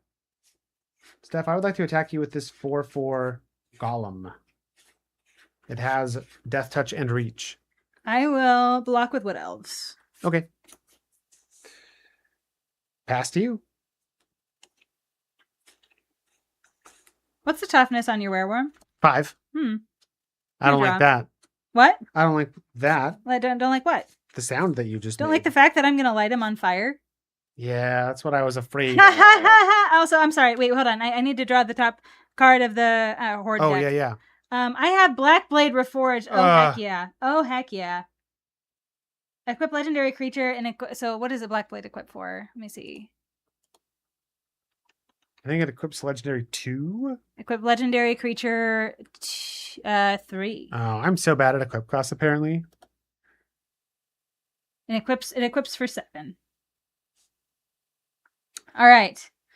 That's beautiful. I love this. Enters or attacks, put a hone counter on each equipment I control. And then Wow. roll a d6. Oh, that's right. I do need to roll a d6. You're right.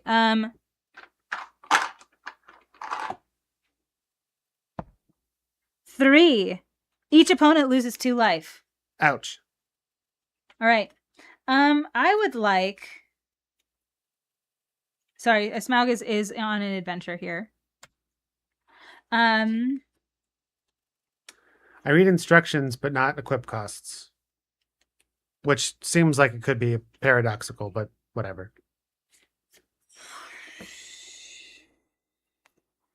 Enters or attacks, but home counter. Okay. You have untapped a 1/1, a X4. 3 1/1s and a 1/4. 1/4 is just so annoying, man. I'm gonna pass the turn. I don't like that. All right. Untap. Now it's my turn. What do I get, Steph? You get Blade of Selves. Equipped creature has Myriad. Now I don't know what the equip cost is. You're gonna have to go find Well, it does not matter because Myriad does literally nothing in this format. But I have an artifact that I can, I don't know, put hone counters counters on. I don't have cards that do that, but I can give it will be an equipped creature, so it can attack with double strike. Uh-huh. I know what I can do. Blade of Selves. Equips for 4. Yeah, that's probably not happening. Spoiler alert on that one, chat. I think what I'm gonna do is I am going to pay 2. I am going to give Dan this X. Okay. Making him a 2/4. Then I will go to combat. Mm-hmm. I will attack you with Dan. I will attack you with Gollum. When Dan attacks, he will get double strike. So a 2/4 with double strike and a 4/4 with reach and death touch. Okay, I will block Gollum with Nori, and I will take how much from I will take how much from Dan? 4. Also, I did not roll my d6 on my turn for the thing, so I will do that. 1. I lose 4 life. 1, 2, 3, 4. I love this. I love this. All right, everything is great. Nothing is wrong. I love that your good creatures are tapped. Is it my turn? Yes, I will pass to you. Beautiful. All right, what do I get? I get God Pharaoh's Gift. At the beginning of combat on my turn, I may exile a creature card from my graveyard. If I do, I make a token that's a copy of that card, except it's a 4/4 zombie and it gains a haste. What?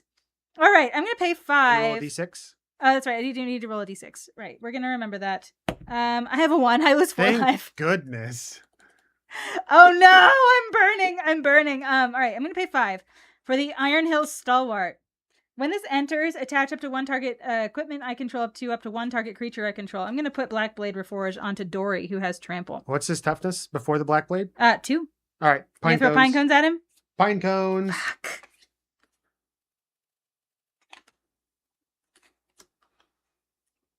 All right. And he's exiled. He's exiled? Oh, yeah, gosh. You know the pine cones.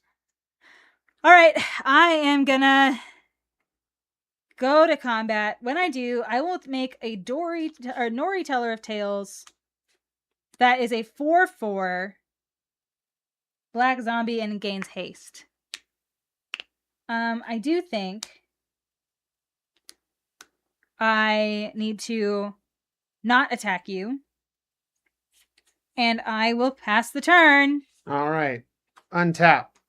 What do I get from the Horde? You get the One Ring. Sick. I hate everything. I hate absolutely everything.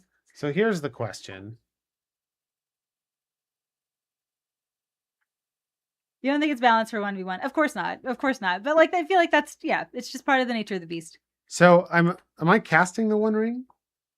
Is that how that works? Do I get protection from everything until my next turn? Everything started. Draw the top card of the Horde deck and then roll a 6-sided die. I think you just put it on the battlefield. I don't think you cast it. Okay. Then I roll a d6.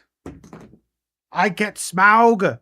No! It has haste too? And it has haste too. Oh gosh, I'm so toast. I'm going to give him an axe and I'm going to attack You're you for give 5 Smaug with, an axe and for attack 5 him with for 5 double in the strike. air. Okay, fine, whatever. And I can gain 3 life, but that doesn't matter. 5 with double strike is too much. Okay, fine. Everything, whatever. Game 2. There's the horde. Yeah, okay. Now, are we just putting these on the bottom, or do you want to? I think we put them on the bottom. Yeah, And I think feel like we try to get more versions if we can. it goes to, so it doesn't have a casting cost on it, right? So it doesn't. So that's my inclination for why it just goes on the battlefield, because it doesn't have a casting cost. These are not cards. They do what the cards say they do, but they don't have casting costs on them. And if they did have casting costs on them, then I would agree with you, but they don't. So it does say you draw the top card of the horde deck, but like, how else can you play them? Right? Well, Like, I mean, if the mana costs weren't printed, maybe there is a mana cost somewhere. Like, I mean, like if we had an issue with how our thing printed out. let's see. Let's go back. Let's go back and see. Maybe we're doing this wrong. Doing some research now. All right. There is a casting cost. Okay, so we are drawing them. We are drawing them.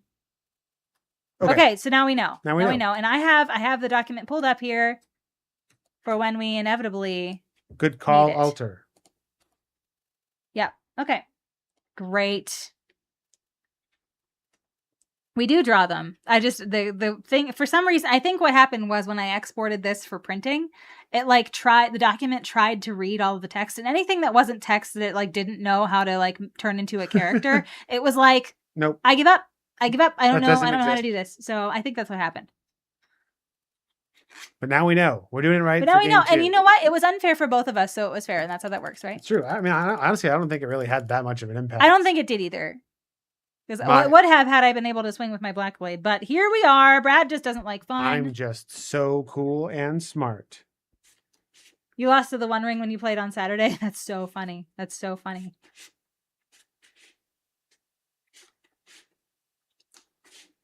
All right. And we have had emotional support, Fleem, for a very long time, so he's going to go take a break. Thank you so much, Fleem. I appreciate your emotional support always. Okay, I need to shuffle, and I want to go first this time. Darn it! That's allowed. And I'm gonna remember my triggers at the beginning of the turn. You have like a thing to put on top of your deck over there? No, I'm just gonna remember because I'm practiced. Oh, okay, now. great. The Pikachu gave Brad One Ring luck. It did. I think that we need to document this for our hat science. Walter, I hope you're taking notes. Hat stats. Pikachu likes the One Ring. Okay. So, Brad, I have a very important question for you. Yeah. Before you put that hat on today, did you read the instructions for it? No, I didn't. You didn't? Then how did you know how to do it? Because I don't think the hat came with instructions. So I just assumed sure? that I. But how do you know how to wash it and care for it if you don't read the instructions? Well, but I wasn't washing and caring for it today. I was just putting it on my head. I see. Yeah. That's very important. I am going to keep this starter. I'm not, even though I had the getaway barrel. Okay. All right. I'm going to run a quick ad while Brad mulligans, and then you all can listen to us banter back and forth for 90 seconds. We'll be back very soon if you are not subscribed. But if you are subscribed, you can just hang out right here with us the whole time. It's going to be great. Yeah, I was like, straight up that opening hand, the first card I saw was the getaway barrel, and I was like, snap keep. And then I looked at the rest of it, and it was one land, and I was like, well, okay, maybe not. My starting hand is like actually kind of like not great. I just have 3 lands, and I'm happy with the 3 lands. I just don't have a ton of early presence, but you probably won't have a lot of early presence either. At least that's what I'm thinking. I'm probably gonna take the dwarf again. I'm gonna be honest. Huh? Said I'm probably gonna pick the dwarf again. Yeah. In the Shire. If I'm being honest here. Oh, this is snap keep. I gotta put a card back. The card I put back is gonna be this one. I'm ready. Okay, are you? I'm ready. I got a mountain. And a dwarf for a food. And that's right. I was just going on and on about how I like. Gosh, I'm gonna make the dwarf this time. I think that's the secret sauce. Making the dwarf? Yeah. Are you sure? I think so. That's why I won. Is that why you won? Because you made the 1/1 dwarf that I killed immediately? Exactly. Yeah, you're following. Because then you were like, oh man, I should have pine cone and strike to the next thing you played instead. So you just want me to regret my decisions? I'm saying clearly the dwarf was an effective tactic. All right, I'm making a dwarf. It is your turn. All right, I am also going to make a dwarf. I feel like dwarves are mostly just beards, eyeballs, and then like bellies, maybe just like little legs and little arms. And then I don't know. They probably have like a sword or something. Maybe. That's a dwarf. That looks like a dwarf to me. Maybe an axe or a beer. Okay, we like axe and a beer, so we're gonna. He's gonna have both. So he has an axe, and then he just for when he's done afterwards. He has a beer, and it's gonna be a foamy beer. Look at that! Look at that! He has an axe and a beer. That's a dwarf if I ever did see one. I drew. This is my interpretation of the dwarf in Stardew Valley. So that's what Brad and I have been playing through Stardew Valley again. So we played through it whenever it came out on the Switch the first time, but we haven't played it since the 1.6 update came out, and there's a lot of stuff that came out in the 1.6 update. So there's like some fun stuff, new plants, new like things we can engage with, and anyway, so it feels like a newish game or a game with DLC that we didn't get a chance to play. So yeah, we had a good time with it. It's very cozy. It's very cozy. I like it a lot. Yeah, I'm just playing a mountain and I'll pass. We have a lot of love interests right now. We like to think that we're diversifying our assets. All right. I would like Quinn, we enjoy it. I think if you were big into Harvest Moon or like if you played Animal Crossing, like it's a very similar kind of game. And it's great. Yeah. I'm gonna make a sword. We're making all of the different decisions. I am, because clearly it didn't work last time, Brad, and I am a learning organization. That is what I am. Yeah, you are. So that's one to equip, and then it's get +1/+1. Beautiful. All right. I will then play a forest. And you know what, Brad? This town ain't big enough for the both of us. I think you and me, our dwarves are going to quarrel, and my dwarf is going to deal damage equal to its power to your creature. And then I'm going to attack you for 1. Okay, I'll take 1. Go ahead. All right. I'm going to make a treasure because I haven't a sword. I haven't a creature to equip the sword to. You're right. Stardew was the only game you could play while Jarvis was dead because it came on Kindle Fire. We like that Stardew's on Kindle Fire. That's good. And Stardew has fishing, which you love, Alter. We do like fishing. Do you just get to 10 on fishing like ASAP whenever you play Stardew Valley? I feel like that's probably your jam. Oh, I'm done with my hat. All right. I have played Bolg's Company. What does that do? It is a 2/2. It has haste as long as I control another goblin. I don't. But I can tap it and sacrifice another goblin to get black-red. I will pass. You went with a river farm for fishing, surprising nobody. Yeah, that's very fair. I think we're doing whatever. The one we're doing right now is whatever one comes with the 2 chickens. It comes with free chickens. Yes, look at all those chickens. We like free chickens. Upkeep. I am going to give this creature +2/+2 in vigilance until the end of the turn, and I will draw. Your creature is how big? 2/2. Love that.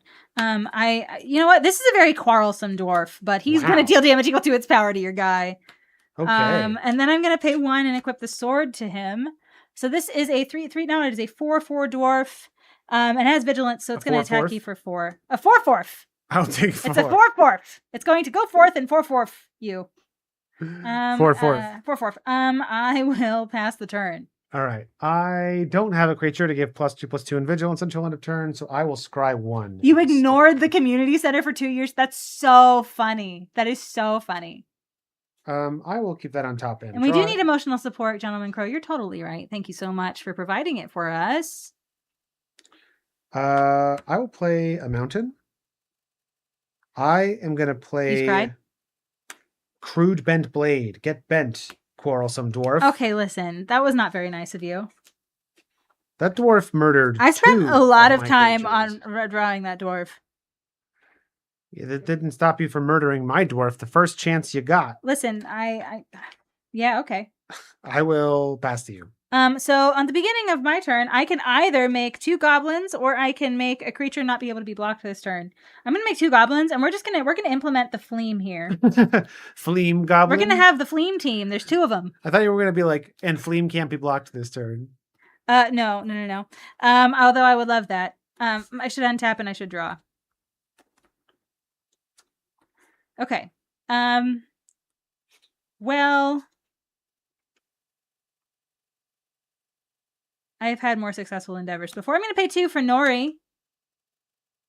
And then I'm going to pay 1, and then we're going to equip the sword to Nori. And then I will pass the turn. All right. Untap. All right, we're in... The dwarf's name was Bafo, and you loved him? The Misty Mountains. I will make 2 gobos. They're back. And we'll draw. You loved Bafo? Here, I will give you an opportunity to screenshot him if you would like to. Nice and up close for you. There you go. All right. I'll hold him nice and steady for you. There you go. Very nice. I'm going to trade the Hobbit hole in for a swamp.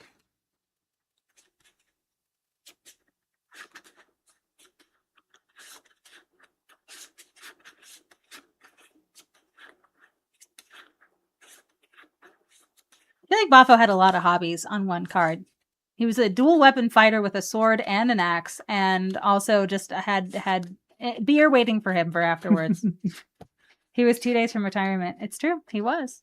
And then Brad killed him anyway. Darn right. And don't you forget it. I'm going to play the Fearsome Goblin pair.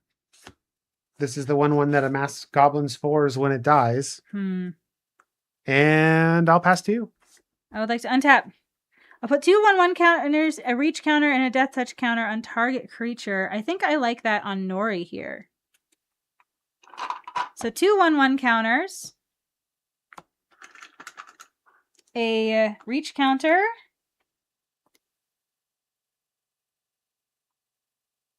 Reach counter and a death touch counter.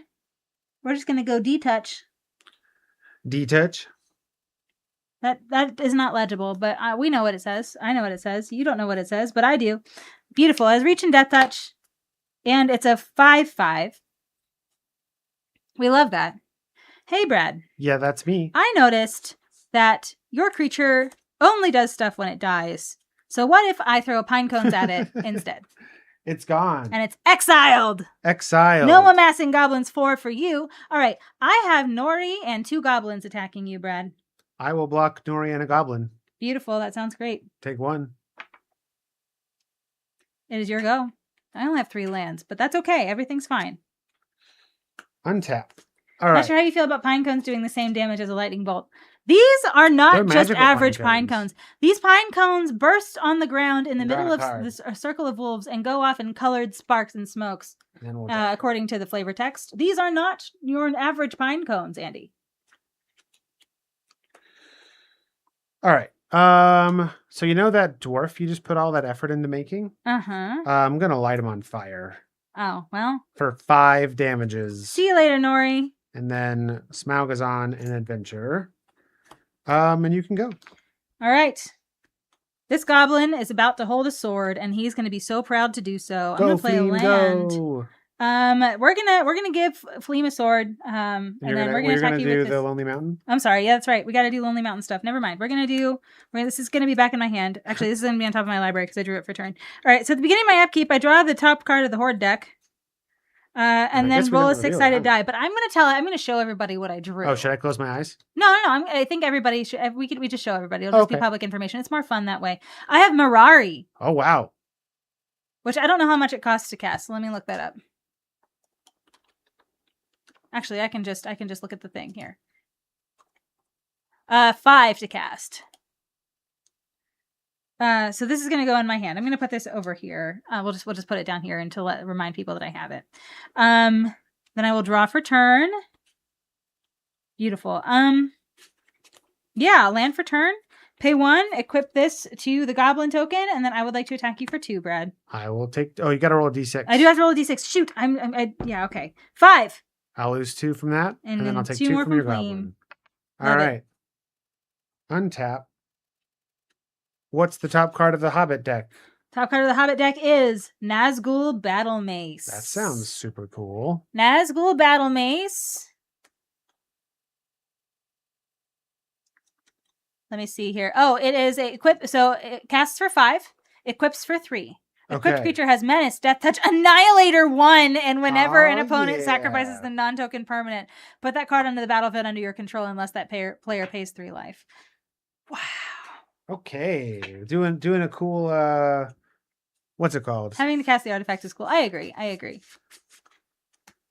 All right. Then we roll a d6. You lose 2 life. First blood, baby. Draw. This is to end in fire. We should all right. The Gundabad Opportunist. Oh, it's your favorite card name. Yep. I will exile the top card of my library, and I may play it until the end of my next turn. It is Goblin Town Flunkies. Down, down, Goblin Town. Down, down, Goblin Town. Pass to you. Okay. Untap. All right. Beginning of my turn, we're going to put Sword of Wealth and Power into my hand. This casts for 3, equips for 2. Equipped creature gets +2/+2, has protection from instants and sorceries, and whenever this equipped creature deals combat damage to a player, make a treasure token. The next time you cast an instant or sorcery spell this turn, you copy it and choose new targets for the copy. Wild. Okay.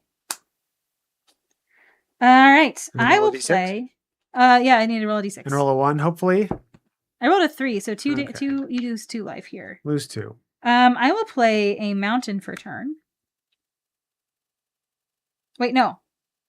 Yes, I'll play a mountain for turn.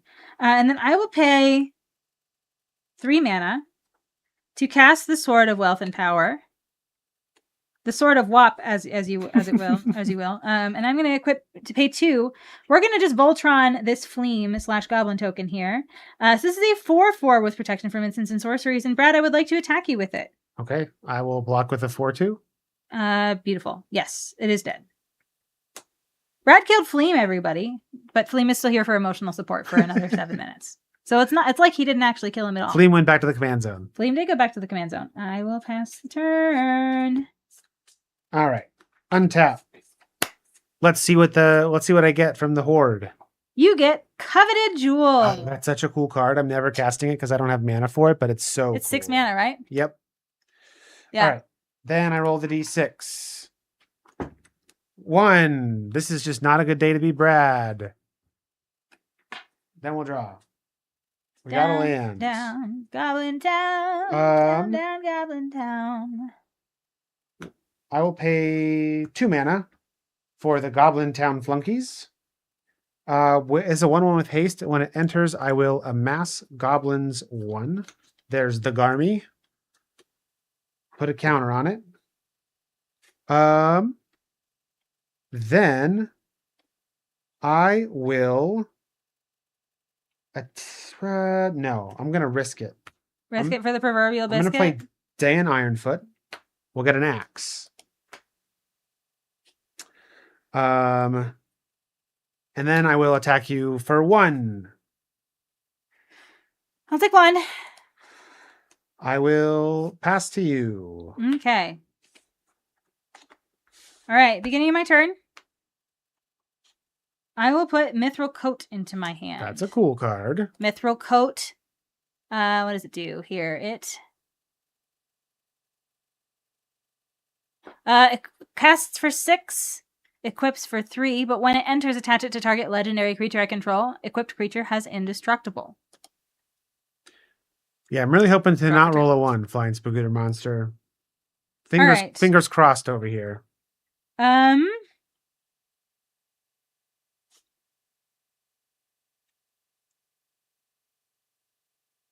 I feel like I need to kill Dane.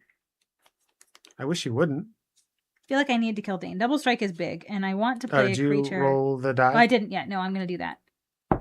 2. Please take 2. Yep. Or lose 2 life. I need to kill Dane. I'm going to play a land, and I'm going to pay 5. And I would like to laser beam Dane with Smaug. We're going to light him on fire. I see fire eating that dwarf man. I see fire. I will pass the turn. Okay. If Brad rolls a 1, he loses. I know. Yep. That's the risk we run. All right. What do I get? You get Caged Sun, 6 to That's a cast. cool one. Enters, choose a color. Creatures you control of a chosen color get +1/+1. And then your lands tap for double of whatever color you chose. These are such commander cards we have over here. I know. All right, draw for turn. I'm so ready. I gotta roll the d6. Don't roll a 1. I rolled a 5. Please lose 2 life. I will take 2. I will draw. Play the land. I like that you don't have double strike. I don't like that I don't have double strike, but somehow we manage. A book by Michael Scott. I will equip the Crude Bent Blade. Okay. To the Goblin Town Flunkies. The CBB, as it were. Yes, the CBB. I will attack you for 3, but before damage, I will. Awoo! Awoo! I'm going to give it +2/+2 and lifelink until end of turn. So it'll be for 5, and I will gain 5 life. I did not like this. This did not spark joy. And then I will pass to you. I will untap. I will draw.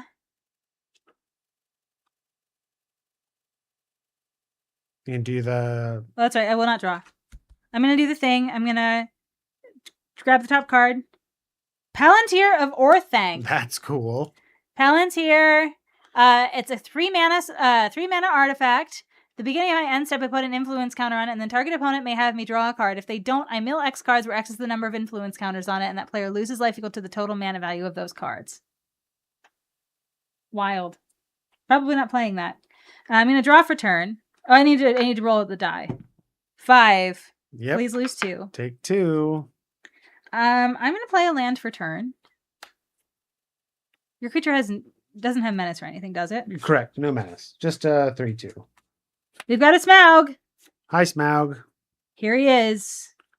I will pass the turn to you. He is indeed here. Uh-huh.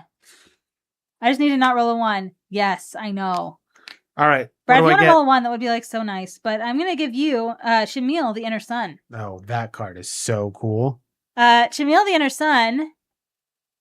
Cost 6, right? Cost 6, and spells you control can't be countered. At the beginning of your end step, discover 5. That is so tempting. That's exactly what you need to do when I have a 5/5 dragon. I know. Let me see what I roll.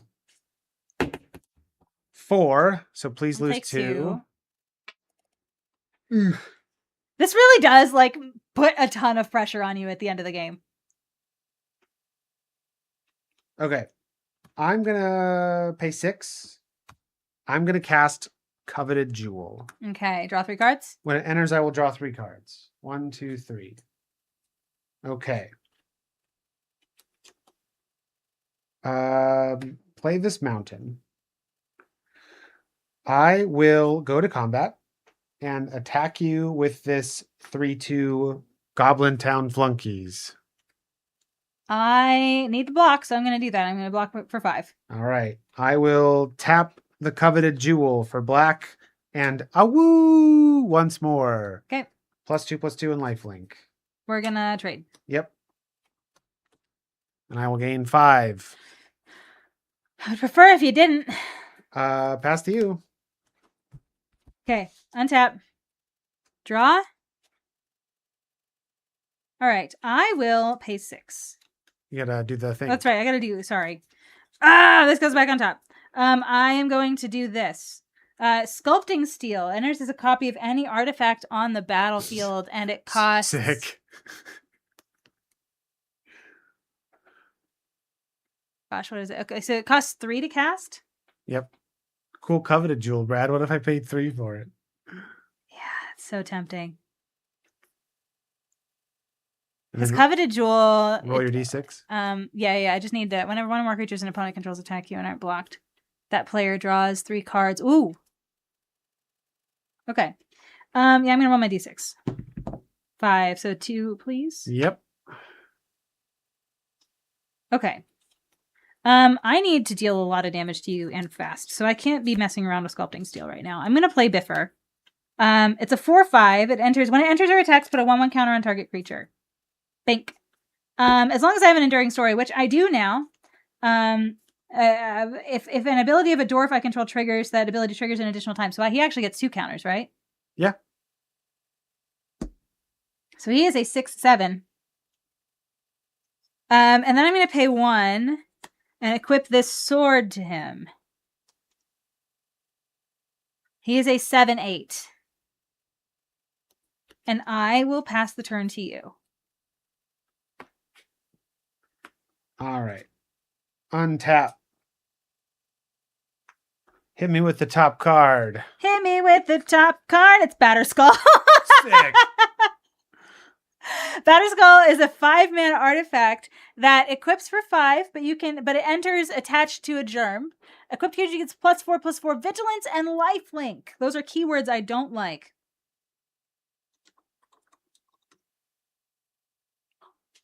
All right. Okay, I got my thing. I draw. Steph forgot to draw. Oh, I did forget to draw. Thank you. You're right. Because I had this on top of my library from before. Yep. Thank you.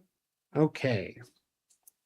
Biffer is how you say large. And in charge. Play a mountain. 1, 2, 3, 4, Do you 5. roll? Oh no, I didn't. Oh my gosh. Oh my gosh. 2. Take 2. I I do love that we're both slowly burning. 1, 2, 3, 4, 5, 6, 7, 8, 11, which is not 12. 11 is not 12. You are totally right. Math is checking out. I don't immediately die to you, and I really want to play this Chamil, so I'm gonna. You don't want to play Batterskull? I do want to play Batterskull, but maybe later. I want to play this cool card. So 3, 4, 5, 6. Oh, I can just cast Batterskull too. All right, so I have Chamil. Because Batterskull is 5, I will play the Batterskull as well. Behold, germ token. Okay. All right. I will go to my end step, wherein I will discover 5. Sculpting Steel replaces itself mana-wise if you copy the coveted jewel. Yeah, it does. Follow. I think I just needed, like, I have plans for my Sculpting Steel.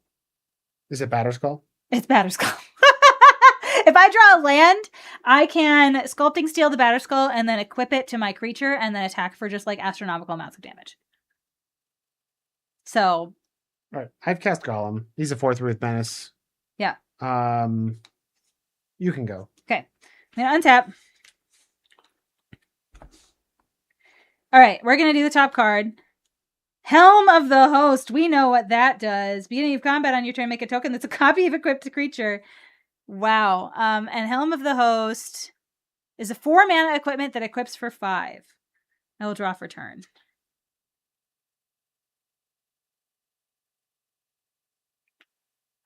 Okay.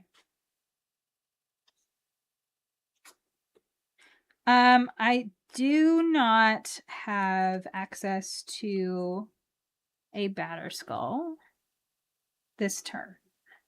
Thank goodness. But I need to draw. I need to roll, rather. 2. So 2 to you, please. Okay.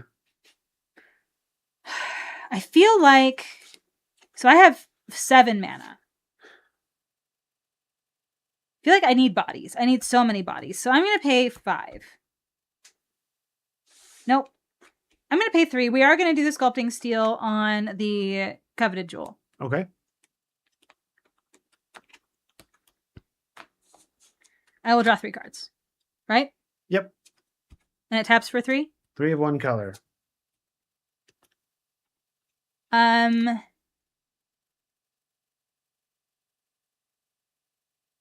then I would like to play a land for turn.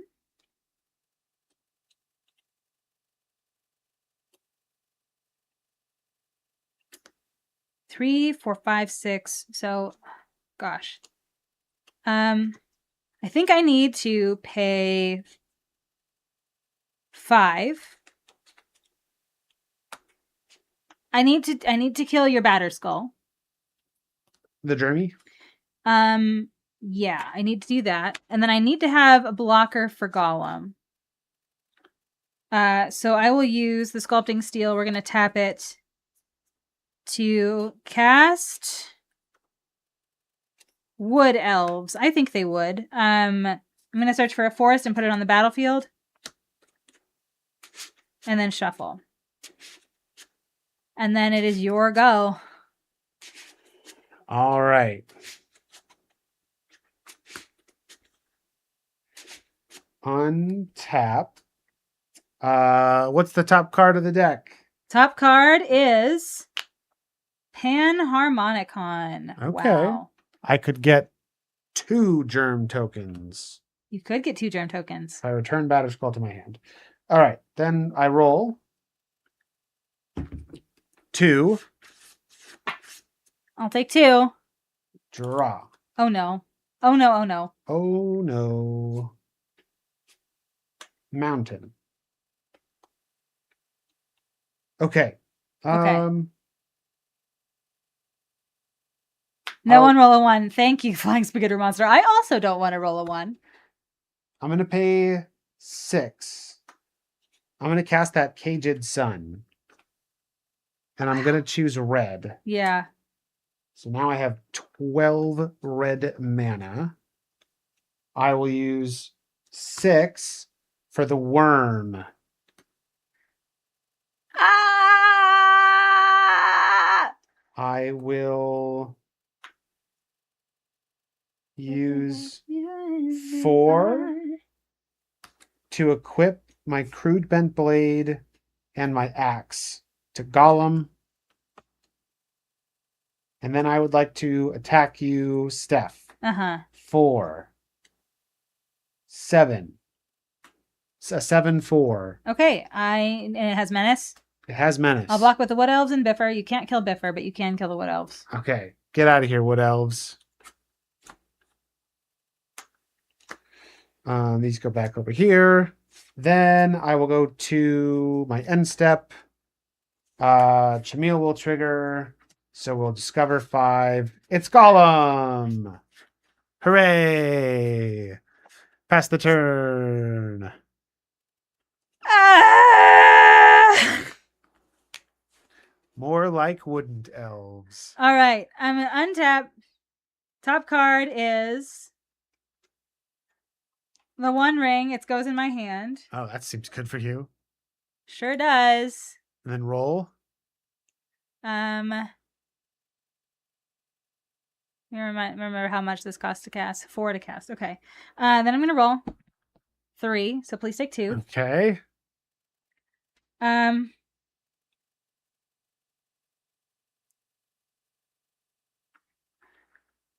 Gain protection from everything until my next turn, which I feel like I need to do.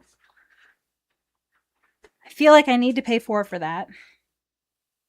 And I do have this that can tap for 3. I need to remember that. Okay. So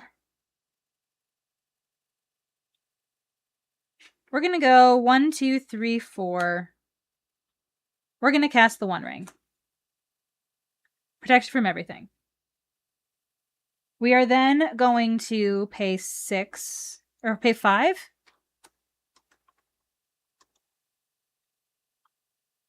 How much is Mirari? I really should have just printed these better, huh?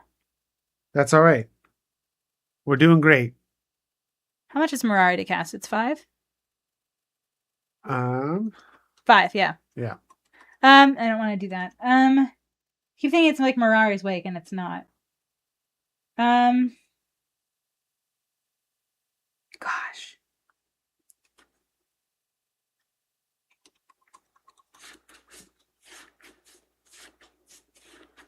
I really feel like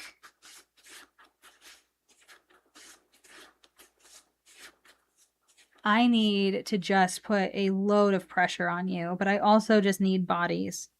So I have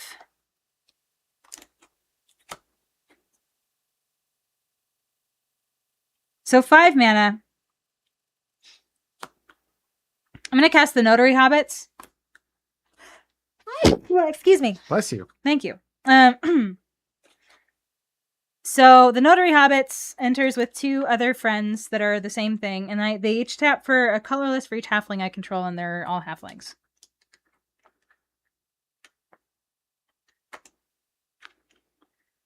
Okay. And then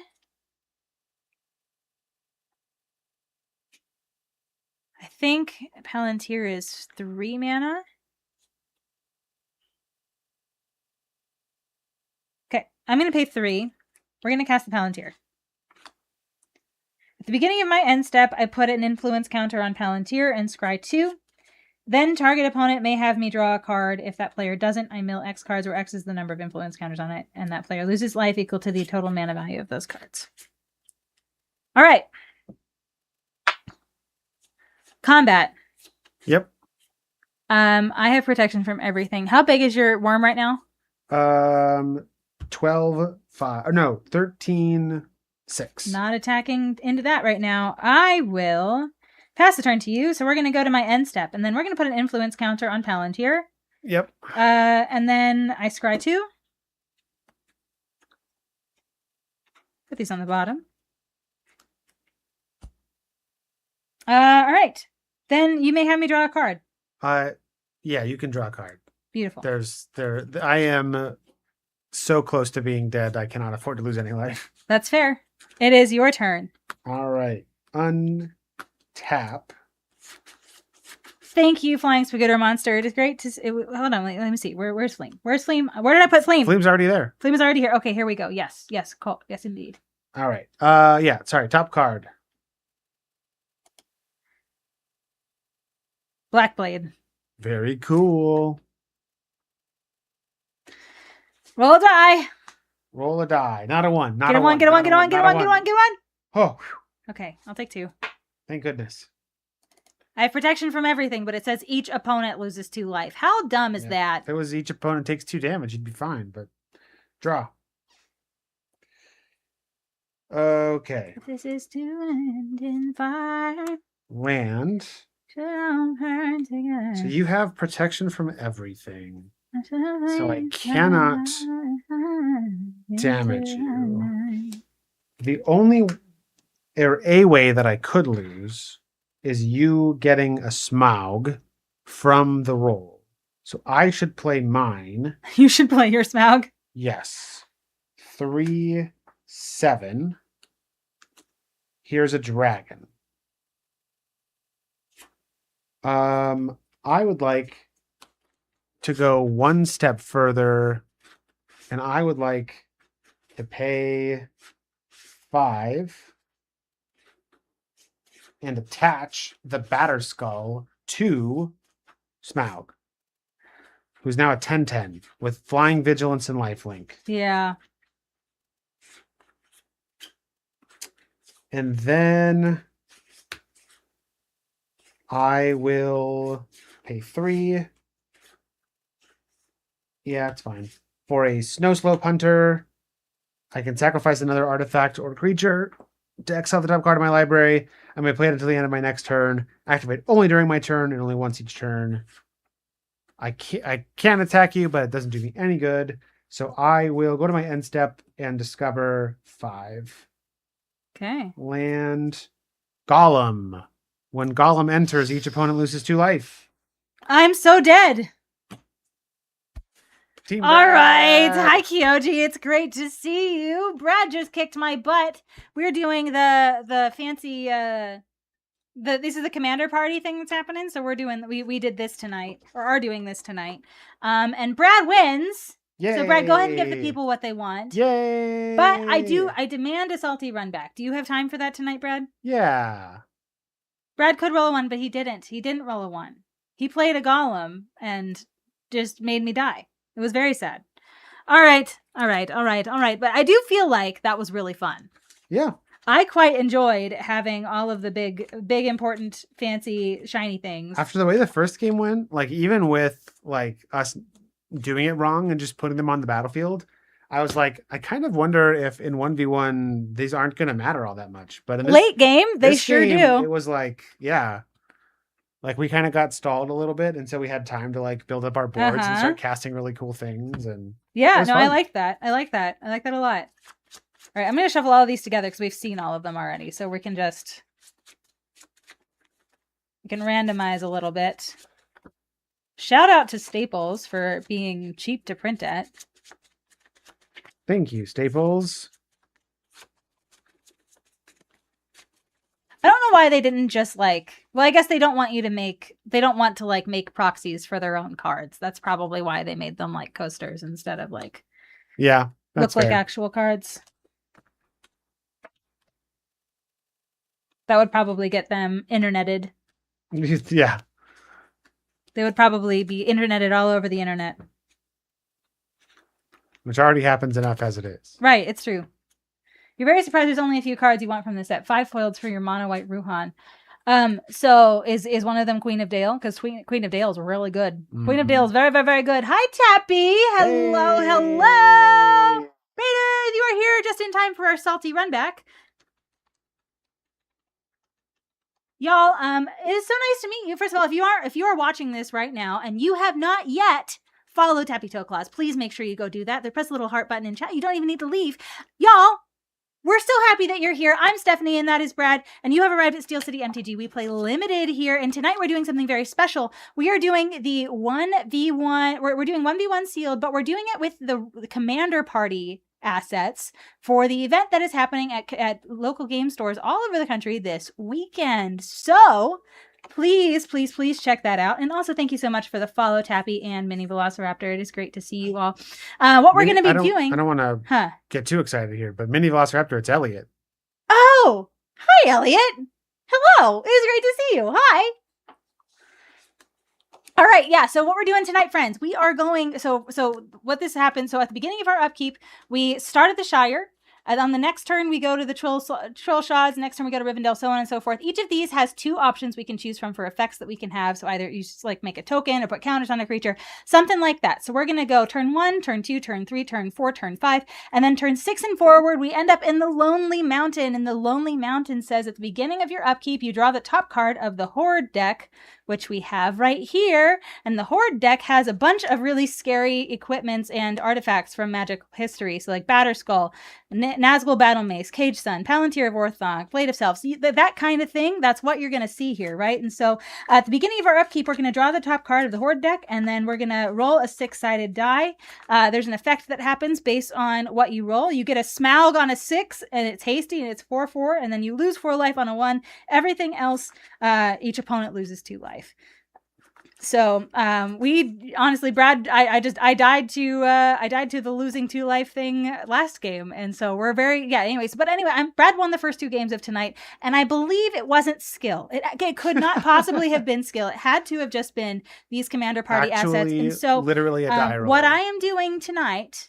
Or what I'm doing now is I demanded a salty run back because I am salty and I cannot let this stand. So, thank you all for hanging out with us. We appreciate you. And, we're gonna play this last game, and I hope you stick around. Canonically better than Bill. You know what? Sure. I buy that. I played Commander against Bill on Sunday of this week. Y'all, if you're not following the Spike Feeders, what are you doing? Please go do that on all the socials. They don't really do a lot of streaming on Twitch, but they stream on YouTube. Go to their YouTube channel and go follow them. They're wonderful. They make among the best Commander content out there.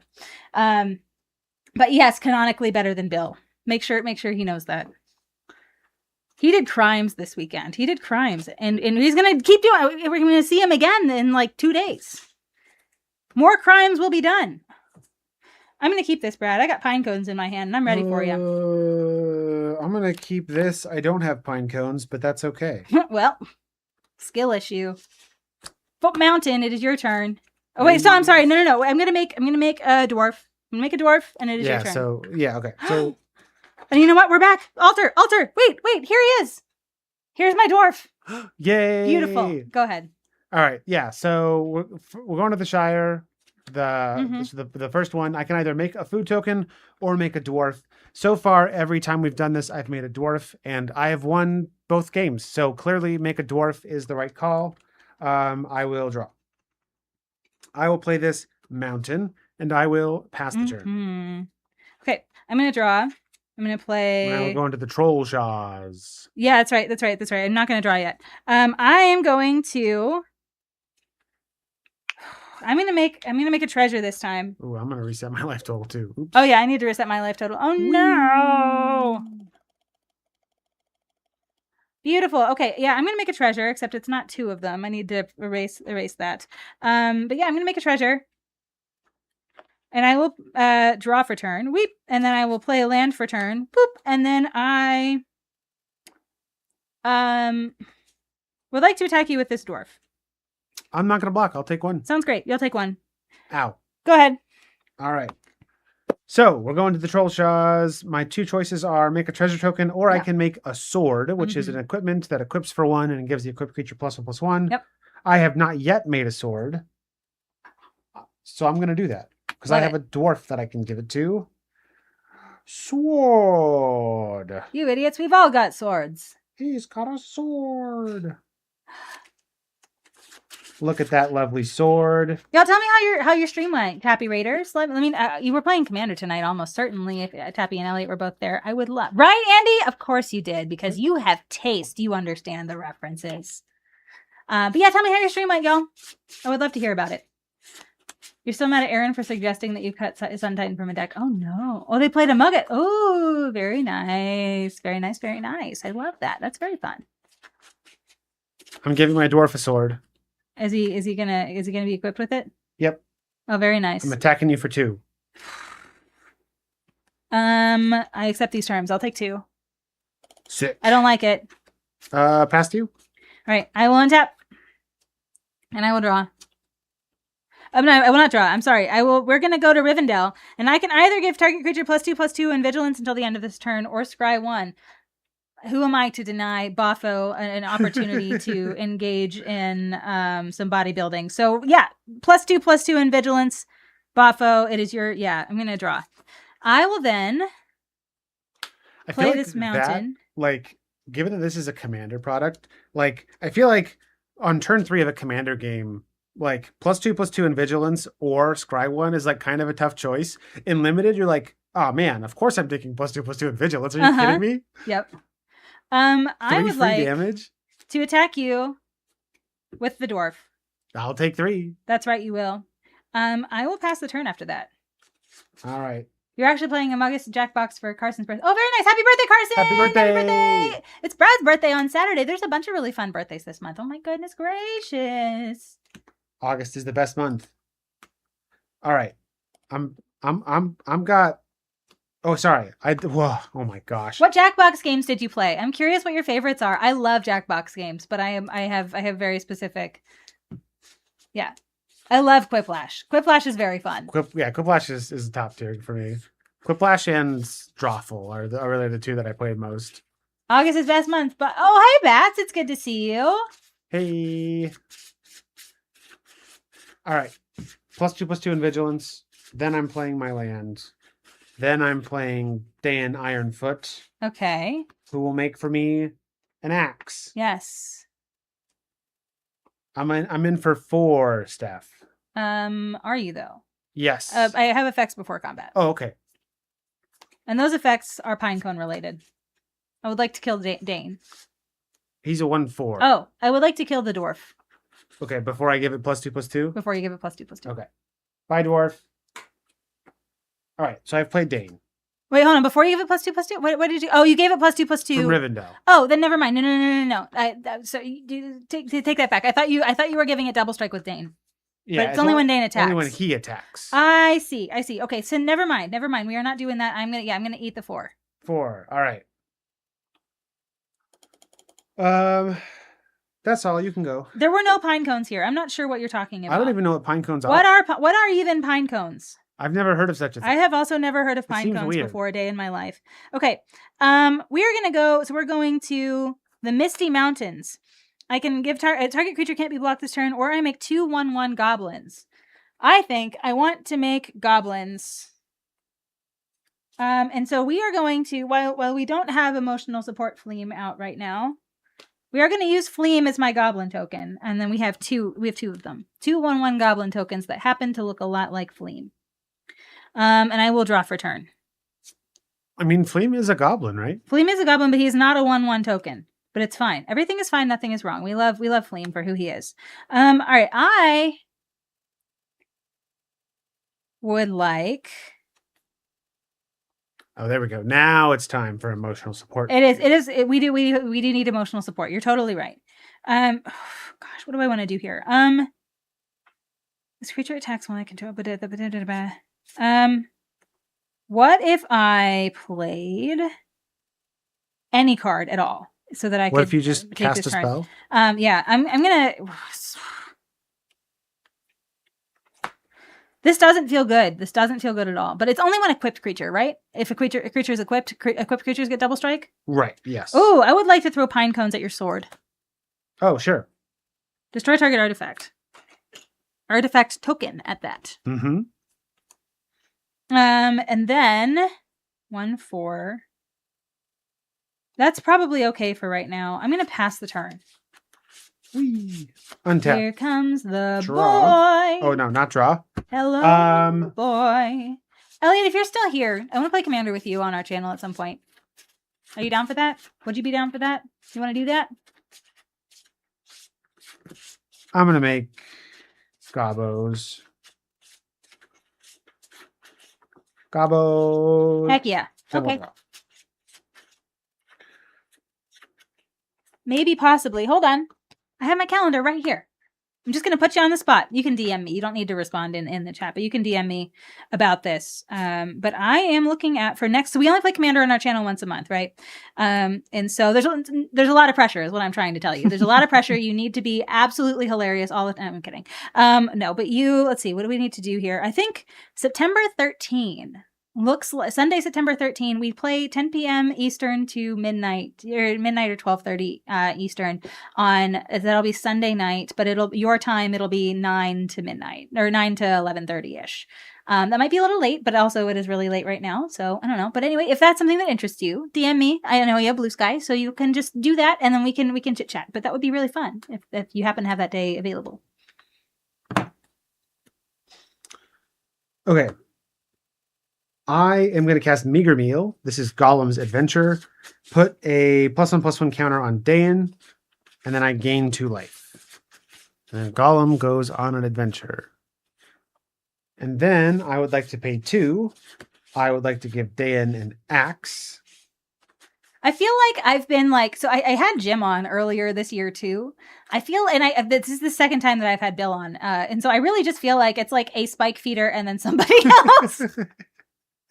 Which I'm not mad at, by the way. I feel like if we're going to play Commander once a month, that's how you do it, right? So, Totally yeah. fair. Anyway. All right. I'm attacking you with Dayan. A 3/5 with double strike. You have no chill. I'm going to throw a goblin under the bus. Brad killed a Fleam. And I do it again. I will pass. Okay. All right. I'm going to draw. No, I'm not. We're gonna Mirkwood, put 2 1/1 counters and a reach counter on and a death touch counter on a creature I control, or draw a card. Listen, we are going to build that body. I am going to pump you up, Mr. Dwarf. We love this. Boppo. 5 minutes of for puppet. violence. 5 minutes of puppets, Brad. Oh, okay. It's time for the bird. For those of you that are new here, this, if I can remember the name. This is Beak Birdly. Say hello, Beak Birdly. Hello. And Brad must speak through Beak Birdly for the next 5 minutes. Yes, and I will do that. So I have put 2 +1/+1 counters on my dwarf, and all the keyword counters my body has room for, and then I will draw for turn. Just give me a sec. I gotta get caught up here. I was asleep before this. I will play a mountain.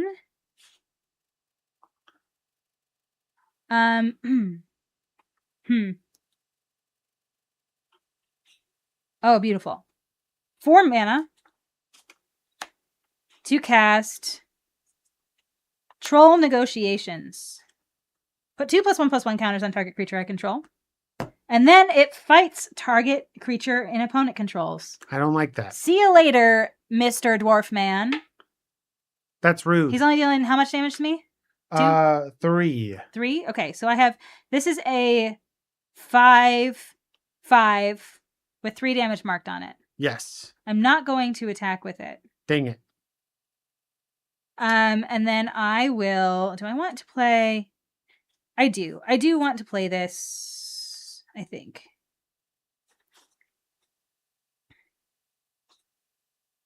Yeah. Sack the treasure. We're going to play Nori, Teller of Tales. And then I will pass the turn to you. Okay. We untap. Sunday is basically always available, but you don't know that you can confidently commit to that one specifically. You're getting gum surgery on the 4th. Ooh, okay. Oh, wow.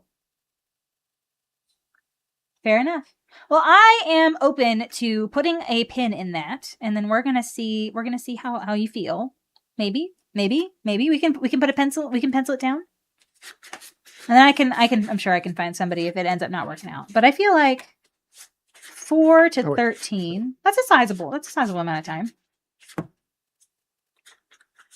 I am also going to put 2/1/1 counters, a death touch counter, and a reach counter on my dwarf. And then we'll draw. Oh. If you're open to penciling that in, we can be agile about it. All right, what do you think?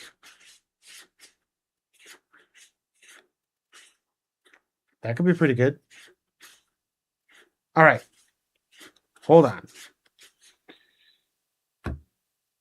We should play a land first. It'll be this mountain. Yeah. We usually just advertise for it just a few days before, so like if it's like not looking good, we can just I don't put pressure on you though. Think about it. Let me know. But I'm super happy to do just pencils. Super happy to do pencil things. I am going to pay 2 and attach the axe to a goblin.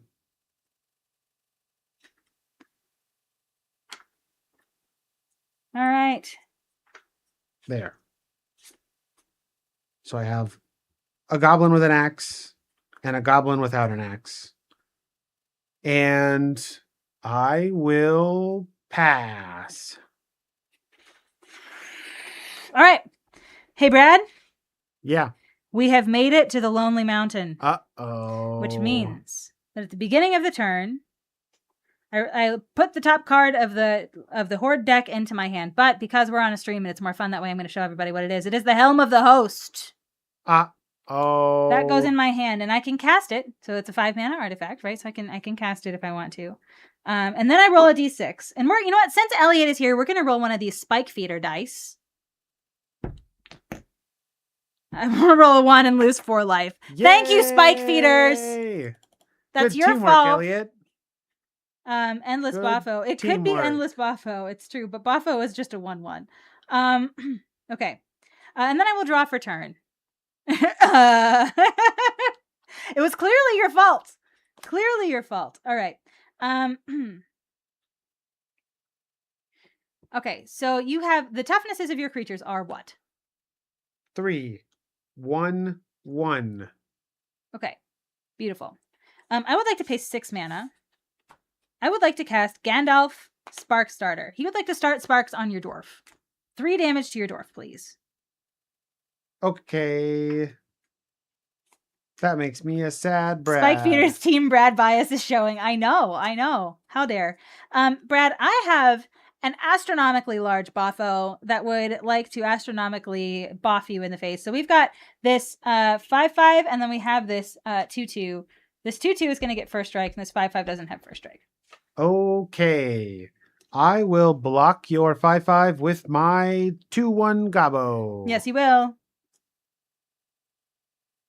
And then you'll eat 2. I will eat 2. Eat it and like it. Go Down ahead. To 16. It's usually correct to blame Bill. At your end step, Stephanie. Yes. I have a vendetta against Buffo. Do you? That's I would very like nice of to you. pinecone him. Oh, because he was dealt damage. I see. All right, Alter. We're Buffo-less. I'm sorry. Nice. All right. Untap. And that's all the time we have for Beak Birdly. Oh, see you later, Beak Birdly. So, everybody say bye, Beak Birdly. Bye, Beak Birdly. Ooh. I know. Brad doesn't like fun. He doesn't like fun. He doesn't like fun. He doesn't like Buffo. And those are those not one and the same? All right, Steph. What? Hit me with the top card of the horde. Hit me with the top card. Sculpting Steel. Okay, you're gonna cheat. You're gonna. Right. I'm not even gonna play an artifact because I don't even want you to copy it. All right, Sculpting Steel. Sculpting Steel. Then I will roll a die. Okay. 4. Please lose 2 life, Stephanie. I will. Drop turn. I did not like that. That was not very nice. Lando. Okay. My axe did not die. That's not how that works. All right. If it is 2 and 5. Back from his adventure, it's Gollum. And it's a menacing creature. And when it enters, I lose 2 life? No, this is just a 4/3 with menace. Oh, it's the other Gollum that does other that. Gollum. There are so many Golems! Okay, what's the deal with Gandalf now that he's on the battlefield? He's a 4/3 with reach. Alright, that's cool. I'm gonna give Gollum an axe. And I'm gonna pass to you. Okay. Untap. Draw. Nope. Untap. We're gonna put the coveted jewel into my hand. Nice. And then we're gonna roll a die. All right, Spike Feeders, don't let me down again. 5. All right, Brad, take 2. I lose 2. And I will draw for turn. Okay. What's the toughness of Gollum? 3. I love that. Imminently pineconeable. I would like to go to combat. Yeah. I would like to attack you with Gandalf. You say he's a 4/3? He's a 4/3. I'm ahead on life. I'll take 4. Okay, that sounds great. Then I'm going to pay 6. I would like to play Gandalf the second, sacrificing this one. Oh, wow. And then we're going to laser beam Gollum. This. I did not like this. Good! It was not designed for you to like it. I will pass the turn. We do need to hydrate. Thank you, Alter. Thank you for watering your streamers. I appreciate you.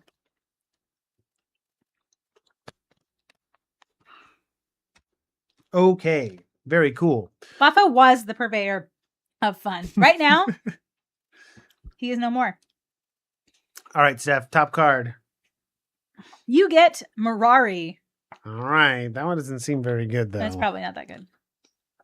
I thought it was Mirari's Wake at first, and I was like excited, but the Mirari's Wake is an enchantment because it's the wake of the Mirari instead of the Mirari itself. It's a whole thing, and I just messed it up. If only I had a pine cone that I could copy. I know. All right. Then I roll coneless. I suppose I should be paying my spike feeder related debts. You wept openly from grief. I know. Buffo related grief is very real. I'm smiling through the pain. I get a 4/4. No, you don't. Spike feeders. Why are you so Team Brad? Oh gosh. Smaug. Maybe I shouldn't have Elliot on the stream if he's going to be so Team Brad. Goodness gracious. It's clearly what's happening here. All right. Can we get there this turn, chat? I don't think so. Play land. Blaming you for every single die roll for the dice that you have. Yeah. Mm-hmm. This is all. I feel like this is kind of a flex. I feel like this is Gen 1, right? This is Gen 1 of Spike Feeder dice, if I remember correctly. Yeah? Because we've had these for a minute. And I think you had these, and then like maybe you had just rolled out the orange ones when we got these. Anyway, I feel like it's a little bit of a flex. OG green. There we go.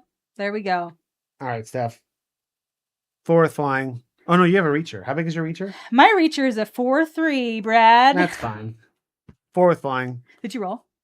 Yeah, that's how I got Smaug. Oh, that's right. I will block. All right. All right. Well, we had so much fun with Smaug 1. Okay, now we have Smaug the second. Now we have Smaug 2. Wow, hashtag blessed over here. Pass to you. Orange would have been wave 2, and now yep, there's all sorts. Yeah, yep. Quinn, you have every color, don't you? You have every color. I'm gonna draw. No, I'm not. I'm not going to draw. I'm going to do this. I'm going to have Batterskull. Heck yeah. Sick. Heck yeah. All right. Batterskull casts for 3, right? I think it's 4 or 5. Batterskull casts for 5 and equips for 5. Okay. All right. And then I will roll a die. Yep. All right, Spike Feeders. Don't let me down. 4. All right. Brad, take 2. Brad takes 2. All right. I need to draw for turn. I will play a land. I would like to pay 5. We will cast the Batterskull. It enters attached to a germ. Jeremy. This germ is a 4/4 with vigilance and lifelink. And then this is just going to be like a little, I don't know. It has like little, these things Elliot on it. calling Quinn out in chat. For what? Not having all the Spike Feeders dice. Oh.